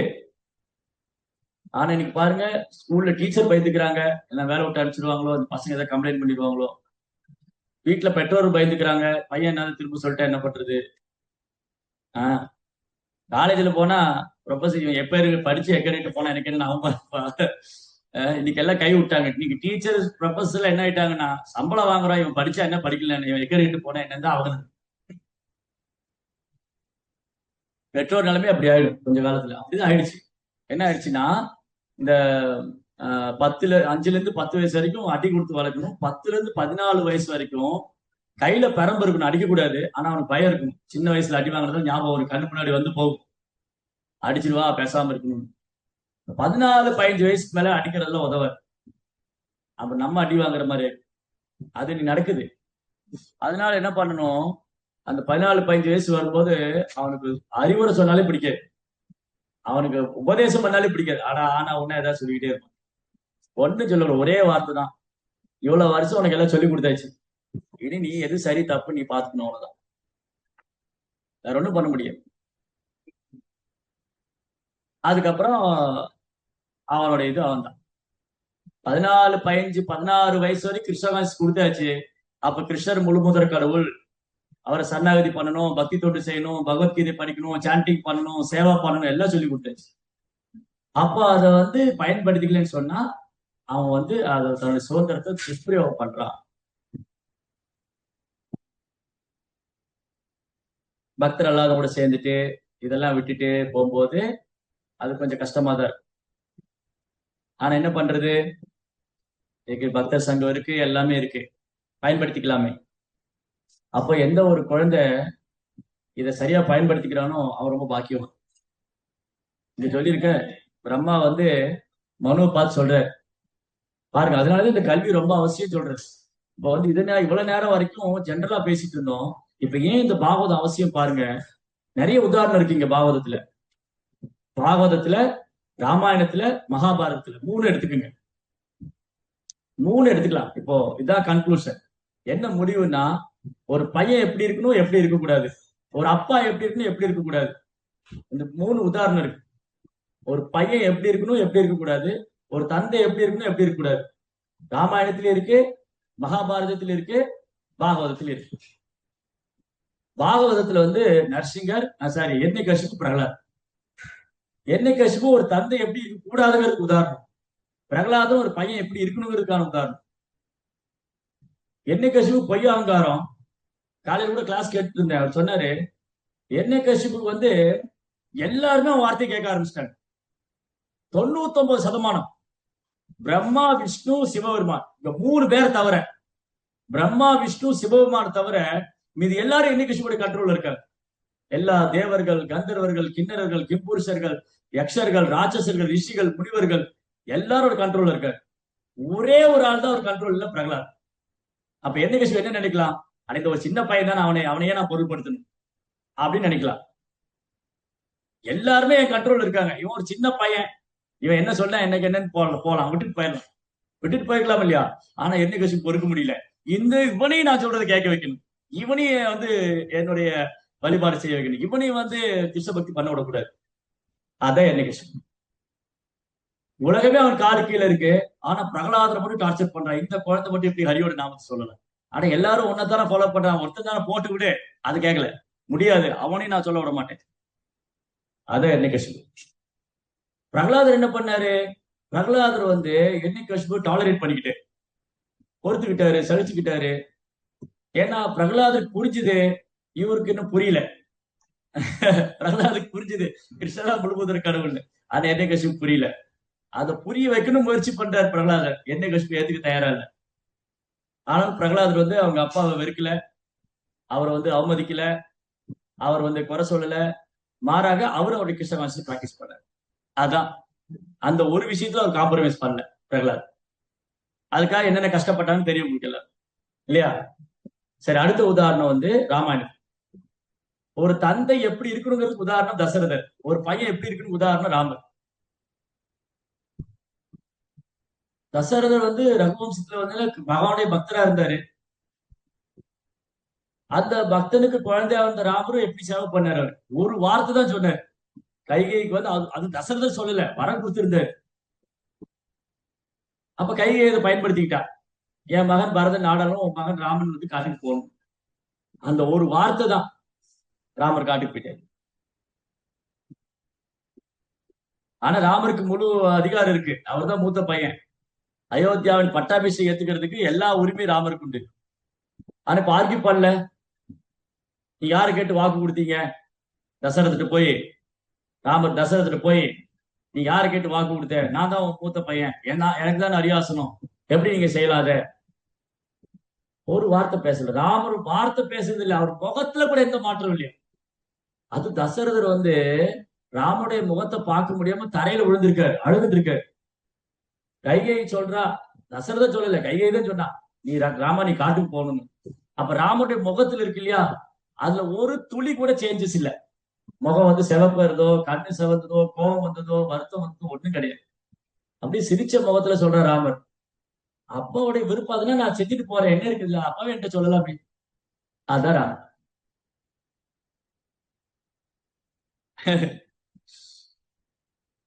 பாருங்க, மகாபாரதம் நேத்து பேசணும் திருதராஷ்டிரனை பத்தி. ஒரு அப்பா எப்படி இருக்க கூடாதுங்கிற திருதராஷ்டிரம் உதாரணம். ஆஹ் ஒரு அப்பா எப்படி இருக்க கூடாதுங்கிற திருதராஷ்டிரம் உதாரணம், ஒரு பையன் எப்படி இருக்க கூடாதுங்கிறது துரியோதன உதாரணம். இங்க பாருங்க பாகவதத்துல சாய்பூமனு பிரம்மாட்ட பிரார்த்தனை பண்றாரு. ரொம்ப அழகா எழுதியிருக்காரு. பிரம்மாவுக்கு பிறந்த முதல் 4 குழந்தைங்க பிரம்மாவுடைய வார்த்தையை கேட்கல. பிரம்மா வந்து சொன்னாரு, நீங்க சந்ததியை உற்பத்தி பண்ணுனா அவங்க கேட்காம போயிட்டாங்க. அப்ப தப்புதான். ஆனா எதுக்காக போனா பிரம்மா எழுதுறாரு. அவங்க பிரம்மத்தை உணர்றதுக்காக போனதுனால அவங்க போனது தப்பு இல்ல. அப்போ மகன் வந்து ஒரு தந்தை மகன் 2 பேருக்குள்ள உறவுல ஒரு மகன் தந்தையோட வார்த்தையை கேட்கலன்னா எந்த இடத்துல கேட்கல அப்படின்னு ஒரு கொஸ்டின் இருக்கு. அது வந்து கிருஷ்ண உணர்வுக்காக இருக்கிற பட்சத்துல, நான் வந்து கிருஷ்ண உணர்வுக்காக ஒரு முடிவு எடுக்கிறேன் அப்படின்னா அந்த தந்தையோட வார்த்தையோட அது முக்கியம். ஏன்னா அது பரோ தர்மம். சந்ததி உற்பத்தி பண்ண வேண்டிய தர்மம். பிரம்மா வந்து 4 குமார்கிட்ட சொன்னாரு, நீங்க என்னுடைய பிள்ளைங்க, நீங்க சந்ததி உற்பத்தி பண்ணணும்னு. இதுவும் பகவானை சேவைக்குதான். ஆனா இதை விட உயர்ந்த தர்மம் பகவானை தியானிக்கிறது. அப்போ குமார் என்ன முடிவு பண்ணாங்க, நாங்க இல்லற வாழ்க்கையில போய் இறைவனுக்கு சேவை பண்றதோட நாங்க துறவர வாழ்க்கையில பண்றோம்னு போயிட்டாங்க. அதாவது உயர்ந்த நோக்கத்துக்காக போனது. அவங்க பிரம்மாவுடைய வார்த்தையை ஃபாலோ பண்ணல. 4 குமாரர்கள் பிரம்மாவுடைய வார்த்தையை ஃபாலோ பண்ணல, மதிக்கல. ஆனா எதுக்குன்னு எழுதுறாரு பிரபா, உயர்ந்த காரணத்துக்கு. அதனால பிரம்மாவுக்கு ரொம்ப பெரிய கோபம் வரல. ஆனா பிரம்மாவுக்கு வருத்தம் இருந்தது. ஓ, என் பசங்க நான் சொன்னதை கேட்கல, 4 பேர் இப்படி தவம் பண்ண போயிட்டாங்க. ஆனா அவங்க பகவான் தான் தவம் பண்ண போயிருக்காங்க. அதனால பிரம்மாவுக்கு அந்த கோபம் வந்தப்போ அது நெற்றிலிருந்து ருத்ரன் வந்தார். ருத்ரன் என்ன பண்ணாரு, அவரு ரொம்ப பணிவா சொல்றாரு, தந்தையே எனக்கு என்ன கடமை, என்ன சொல்லுங்க, என்ன செய்யணும். அவர் நீ சந்ததி உற்பத்தி பண்ணுனா, ருத்ரன் என்ன பண்ணாரு, பூதகணங்களை உற்பத்தி பண்ணாரு. அப்பா நீ உற்பத்தியே பண்ண வர, நீ போய் தவம் பண்ணிட்டு. அப்ப ருத்ரனும் கீழ்ப்படிந்த மாணவரா இருந்தாரு. பட் அவர் உற்பத்தி பண்ண உயிரினங்கள்லாம் வந்து பூதகணங்களா இருந்தது. அதுக்கப்புறம் இப்போ சுயம்பூமனும் சத்துருப்பா பிரம்மாட்ட இருந்து வந்தாங்க. இவங்க வந்து பிரம்மாட்ட பிரார்த்தனை பண்றாங்க, ஓய் நறுமை தந்தையே, நான் உங்க குழந்தைங்க, நான் உங்களுக்கு என்ன சேவை பண்ணணும். இதுதான் ரைட். அதனாலதான் பிரம்மா அவங்களுக்கு குளோரிஃபை பண்றாரு. அங்க என்ன சொல்றாரு பாருங்க, உலக நாயகனேங்கிறார். அப்ப உலக நாயகன் யாரு? உலக நாயகன் இவர்தான், சாய்பூமனு தான். உங்க மீது நான் மிக மகிழ்ச்சி கொண்டிருக்கிறேன்.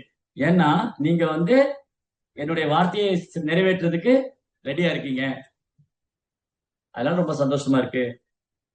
2வது, நீ வந்து ஒரு முன்னுதாரணமா இருக்கணுங்கிறார் பிரம்மா. ஓ வீரனே, உமது முன்னுதாரணம் ஒரு மைந்தன் தன் தந்தையுடன் கொள்ளும் உறவிற்கு நன்கு பொருந்துவதாகும். இப்படிதான் இருக்கணும். அப்பாட்ட வந்து கேட்கிறாரு, நான் என்ன செய்யணும் சொல்லுங்க, உங்களுக்கு என்ன மாதிரி ஹெல்ப் பண்ணணும், நான் என்ன சேவை பண்ணணும். மேலோருக்கு இது போன்ற மரியாதையே தேவைப்படுகிறது. பொறாமையற்றவராகவும் தெளிவுடையவனாகவும் இருப்பவர் தனது தந்தையின் கட்டளையை மகிழ்ச்சியுடன் தன் சிறமேற்கொண்டு செய்வார். பாத்தீங்களா, இன்னைக்கே வந்து அப்பாவுடைய கட்டளையை நிறைவேற்ற பசங்க தயாரா இல்ல. ஏன்னா வாழ்க்கையின் குறிக்கோளே தெரியாது, அப்பா படுற கஷ்டமும் தெரியாது. அப்படி பார்த்தாலும் அதை பார்த்துட்டு இருந்தாலும் அதோடைய அந்த ஒரு உணர்ச்சியும் கிடையாது. அதுக்கப்புறம் என்ன காரணம், அவன் வாழ்க்கையில தெளிவு இல்லை. 2வது இந்த பொய் அகங்காரம். அதனை தனது முழு திறமையுடன் பயன்படுத்தி நிறைவேற்றுகிறார். இந்த பொறாமையற்றவரும் தெளிவுடையவருமா இருப்பவர் தந்தையின் கட்டளையை மகிழ்ச்சியுடன் தன் சிறமேற்கொண்டு நிறைவேற்றுகிறார். அப்போ முடிவு என்னது? 2 விஷயம்தான் முடிவு. பெற்றோர்கள் எப்படி இருக்காங்களோ அது மாதிரிதான் பிள்ளைகள் வளருவாங்க. பெற்றோர்கள் கிருஷ்ண பக்தரா இருந்தா பிள்ளைகளும் கிருஷ்ண பக்தரா இருப்பாங்க. ஒரு கட்டத்துல அவங்க கிருஷ்ண பக்தி விட்டு போனாலும் அவங்க திரும்ப வருவாங்க. ஆனா பெற்றோர் வந்து அதுக்கான அந்த கான்சியஸ்னஸ் அவங்க கொடுத்துக்கிட்டே இருக்கு. கிருஷ்ணா உணர்வுல இருக்கிறதுக்கு என்ன பண்ணணும் அப்படின்னு நம்ம ட்ரெயின் பண்ணிக்கிட்டே இருக்கு. சரி, இப்போ ஒருவேளை இப்படி நடக்குது, பெற்றோர்கள் பக்தர்களா இருக்காங்க, பிள்ளைங்க பக்தர்களா இல்ல, அப்ப என்ன பண்றது? அடுத்த கேள்வி. Sometime அன்மேட்சிங் situation. அப்பா அம்மா டிவோட்டி ஆயிட்டாங்க, பசங்க டிவோட்டி ஆகல, அப்ப என்ன பண்றது? இல்ல இப்ப பசங்க டிவோட்டியா இருப்பாங்க, அப்பா அம்மா டிவோட்டி ஆகல, அப்ப என்ன பண்றது? ஏன்னா லைஃப்ல வந்து இந்த உலக வாழ்க்கையில எப்பவுமே வந்து பொருத்தமற்ற ஒரு உறவு இருக்கும். சிலப்போ வந்து பெற்றோர்கள் பக்தராயிருவாங்க, அப்பா அம்மா பக்தரா இருப்பாரு, பையன் பக்தரா இருக்க மாட்டான். இல்ல அம்மா பக்தரா இருப்பாரு, அப்பா பக்தர் இல்ல, பையன் பக்தனா இருப்பான். ஏதோ சம் அன்மேட்சிங் இருக்கும். அப்ப என்ன பண்றது? அப்போ ஒண்ணும் பண்ண முடியாது, டாலரேட் பண்ணி பக்தி பண்ண, அவ்வளவுதான். பொறுத்துக்கிட்டு பிரகலாதர் பொறுத்துட்ட மாதிரி, பரதன் பொறுத்துக்கிட்ட மாதிரி. பரதனுக்கு ராமர் மேல அன்பு இருந்தது, கைகைக்கு இருந்த அன்பு போயிடுச்சு. ஆனாலும் பரதன் கைகையை வெறுக்கல, கைகையுடைய திட்டத்துக்கு ஒரு உடந்தையாகவும் இல்லை. இல்லையா? அம்மாவே எதிரி ஆயிட்டான், ராமனை பரதன் இருந்து பிரிச்சுட்டா. அதனால இந்த கைகையை கொல்லணும்னு நினைச்சாரா பரதன்? அந்த கைகையை கொல்றதை ராமர் மன்னிக்க மாட்டாரு. ஆனால் திட்டத்துக்கு நான் உடன்பட மாட்டேன். அப்போ பெற்றோர்கள் கிருஷ்ண பக்தரா இருக்காங்க, பிள்ளைங்க கிருஷ்ண பக்தரா இல்லைன்னு சொன்னா அவங்க கிருஷ்ண பக்தி எப்படிலாம் கொடுக்கலாம்னு முயற்சி பண்ணிக்கிட்டே இருக்கு. பிரசாதம் கொடுக்கறது, கோயிலுக்கு அழைச்சிட்டு வருது, புஸ்தகம் படிக்க வைக்கிறது, ஏதோ ஒரு வகையில ஏதா ஒண்ணு ஏத்துக்க மாட்டானா? பிரசாதம் கொடுத்தா ஏத்துக்குவான், இல்ல கோயிலுக்கு கூப்பிட்டா வருவான், இல்ல யாத்திரை கூப்பிட்டா வருவான், இல்ல ப்ரோபா புக்கு ஏதோ ஒரு வகையில கிடைக்குமான்னு பாக்குறது. இது ஒண்ணுமே கிடைக்கலையா, பிரார்த்தனை தான் பண்ணணும். எதுவுமே ஒத்து வரல, ஏன்னா குழந்தையில இருந்தே கொடுக்கல. குழந்தையில நமக்கே வந்து சிலர் சொல்லுவாங்க, பிரபு எனக்கே 40 வயசுக்கு அப்புறம் தான் கிருஷ்ண பக்தி வந்தது, என் பசங்க எல்லாம் வளர்ந்துட்டாங்க, நான் சொன்னா கேட்க மாட்டேங்கிறாங்க. எப்படி கேட்பாங்க? கேட்க மாட்டேன். அப்ப என்ன பண்ணணும்? பிரசாதம் கொடுத்து பார்க்கலாம், கோயிலுக்கு கூப்பிட்டு பார்க்கலாம், யாத்திரை கூப்பிட்டு பார்க்கலாம், சேவை பண்ண வைக்கலாம், சாண்டிங் பண்ண வைக்கலாம், புக்கு படிக்க வைக்கலாம். ஏதாவது ஒரு நாள் செய்யறாங்களான்னு பார்க்கலாம். இது ஒண்ணுமே செய்யலையா, அவங்க பிரார்த்தனை தான் பண்ணணும், அவ்வளவுதான். ஏன்னா எந்த ஜீவாத்மனுடைய சுதந்திரத்திலையும் கிருஷ்ணா தலையிட விரும்புறதே இல்லை. எந்த ஜீவாத்மனுடைய சுதந்திரத்திலையும் கிருஷ்ணா தலையிட மாட்டான். பக்தர் சங்கத்துக்கு வந்து அதை பயன்படுத்திட்டா பாக்கியம். அதே மாதிரிதான் பெற்றோர்கள் பக்தரா இருக்க மாட்டாங்க, பிள்ளைங்க பக்தரா இருப்பாங்க. பெற்றோர்களை கட்டாயப்படுத்த முடியாது. அவங்க சொல்லுவாங்க, என்ன நான் பார்த்து வளர்ந்தவன் எனக்கு உபதேசம் பண்றியாமாங்க. அப்ப என்ன பண்ணலாம்? அதே பாயிண்ட் தான், அதே ப்ராசஸ் தான். பிரசாதம் கொடுத்து பார்க்கலாம், கோயிலுக்கு கூட்டிட்டு போக முயற்சி பண்ணலாம், புக்கு படிக்க வைக்கலாம், சாண்டிங் பண்ண வைக்கலாம், யாத்திரை கூட்டிட்டு போகலாம், சத்சங்கத்துக்கு வர வைக்கலாம், சாதுக்களோடு பழக வைக்கலாம், சாதுக்களை வீட்டுக்கு கூப்பிடலாம். இதெல்லாம் நடந்தும் ஏதாவது ஒண்ணுல மாற்றம் வந்தா சந்தோஷம். நடக்கலையா, அவங்க பிரார்த்தனை தான். That's all. அவ்வளவுதான். அப்ப பாருங்க, ஒரு நல்ல தந்தைக்கான உதாரணம் பிரம்மதேவர், தசரதர். நல்ல மகனுக்கான உதாரணம் பிரகலாதர், ஸ்வயம்பூமனு. எந்த மாதிரி தந்தை இருக்கக்கூடாதுக்கு உதாரணம் திருதராசன், எண்ணிகசிபு. எந்த மாதிரி பையன் இருக்கக்கூடாதுக்கு உதாரணம் துரியோதனன். பாருங்க, இவ்வளவு விஷயம் இருக்கு நம்ம சாஸ்திரத்துல. இதெல்லாம் தெரியாதனாலதான் இன்னைக்கு சமுதாயத்துல இருக்காங்க. அதனால இந்த கல்வி வந்து அவசரம், அவசியம், கட்டாயம். ஹரே கிருஷ்ணா. ஜெய் ஸ்ரீல பிரபுபாத் கி ஜெய். உங்களுக்கு ஏதாவது கேள்விகள், சந்தேகம் இருந்தா கேட்கலாம். உங்க கருத்துக்கள் எதா இருந்தாலும்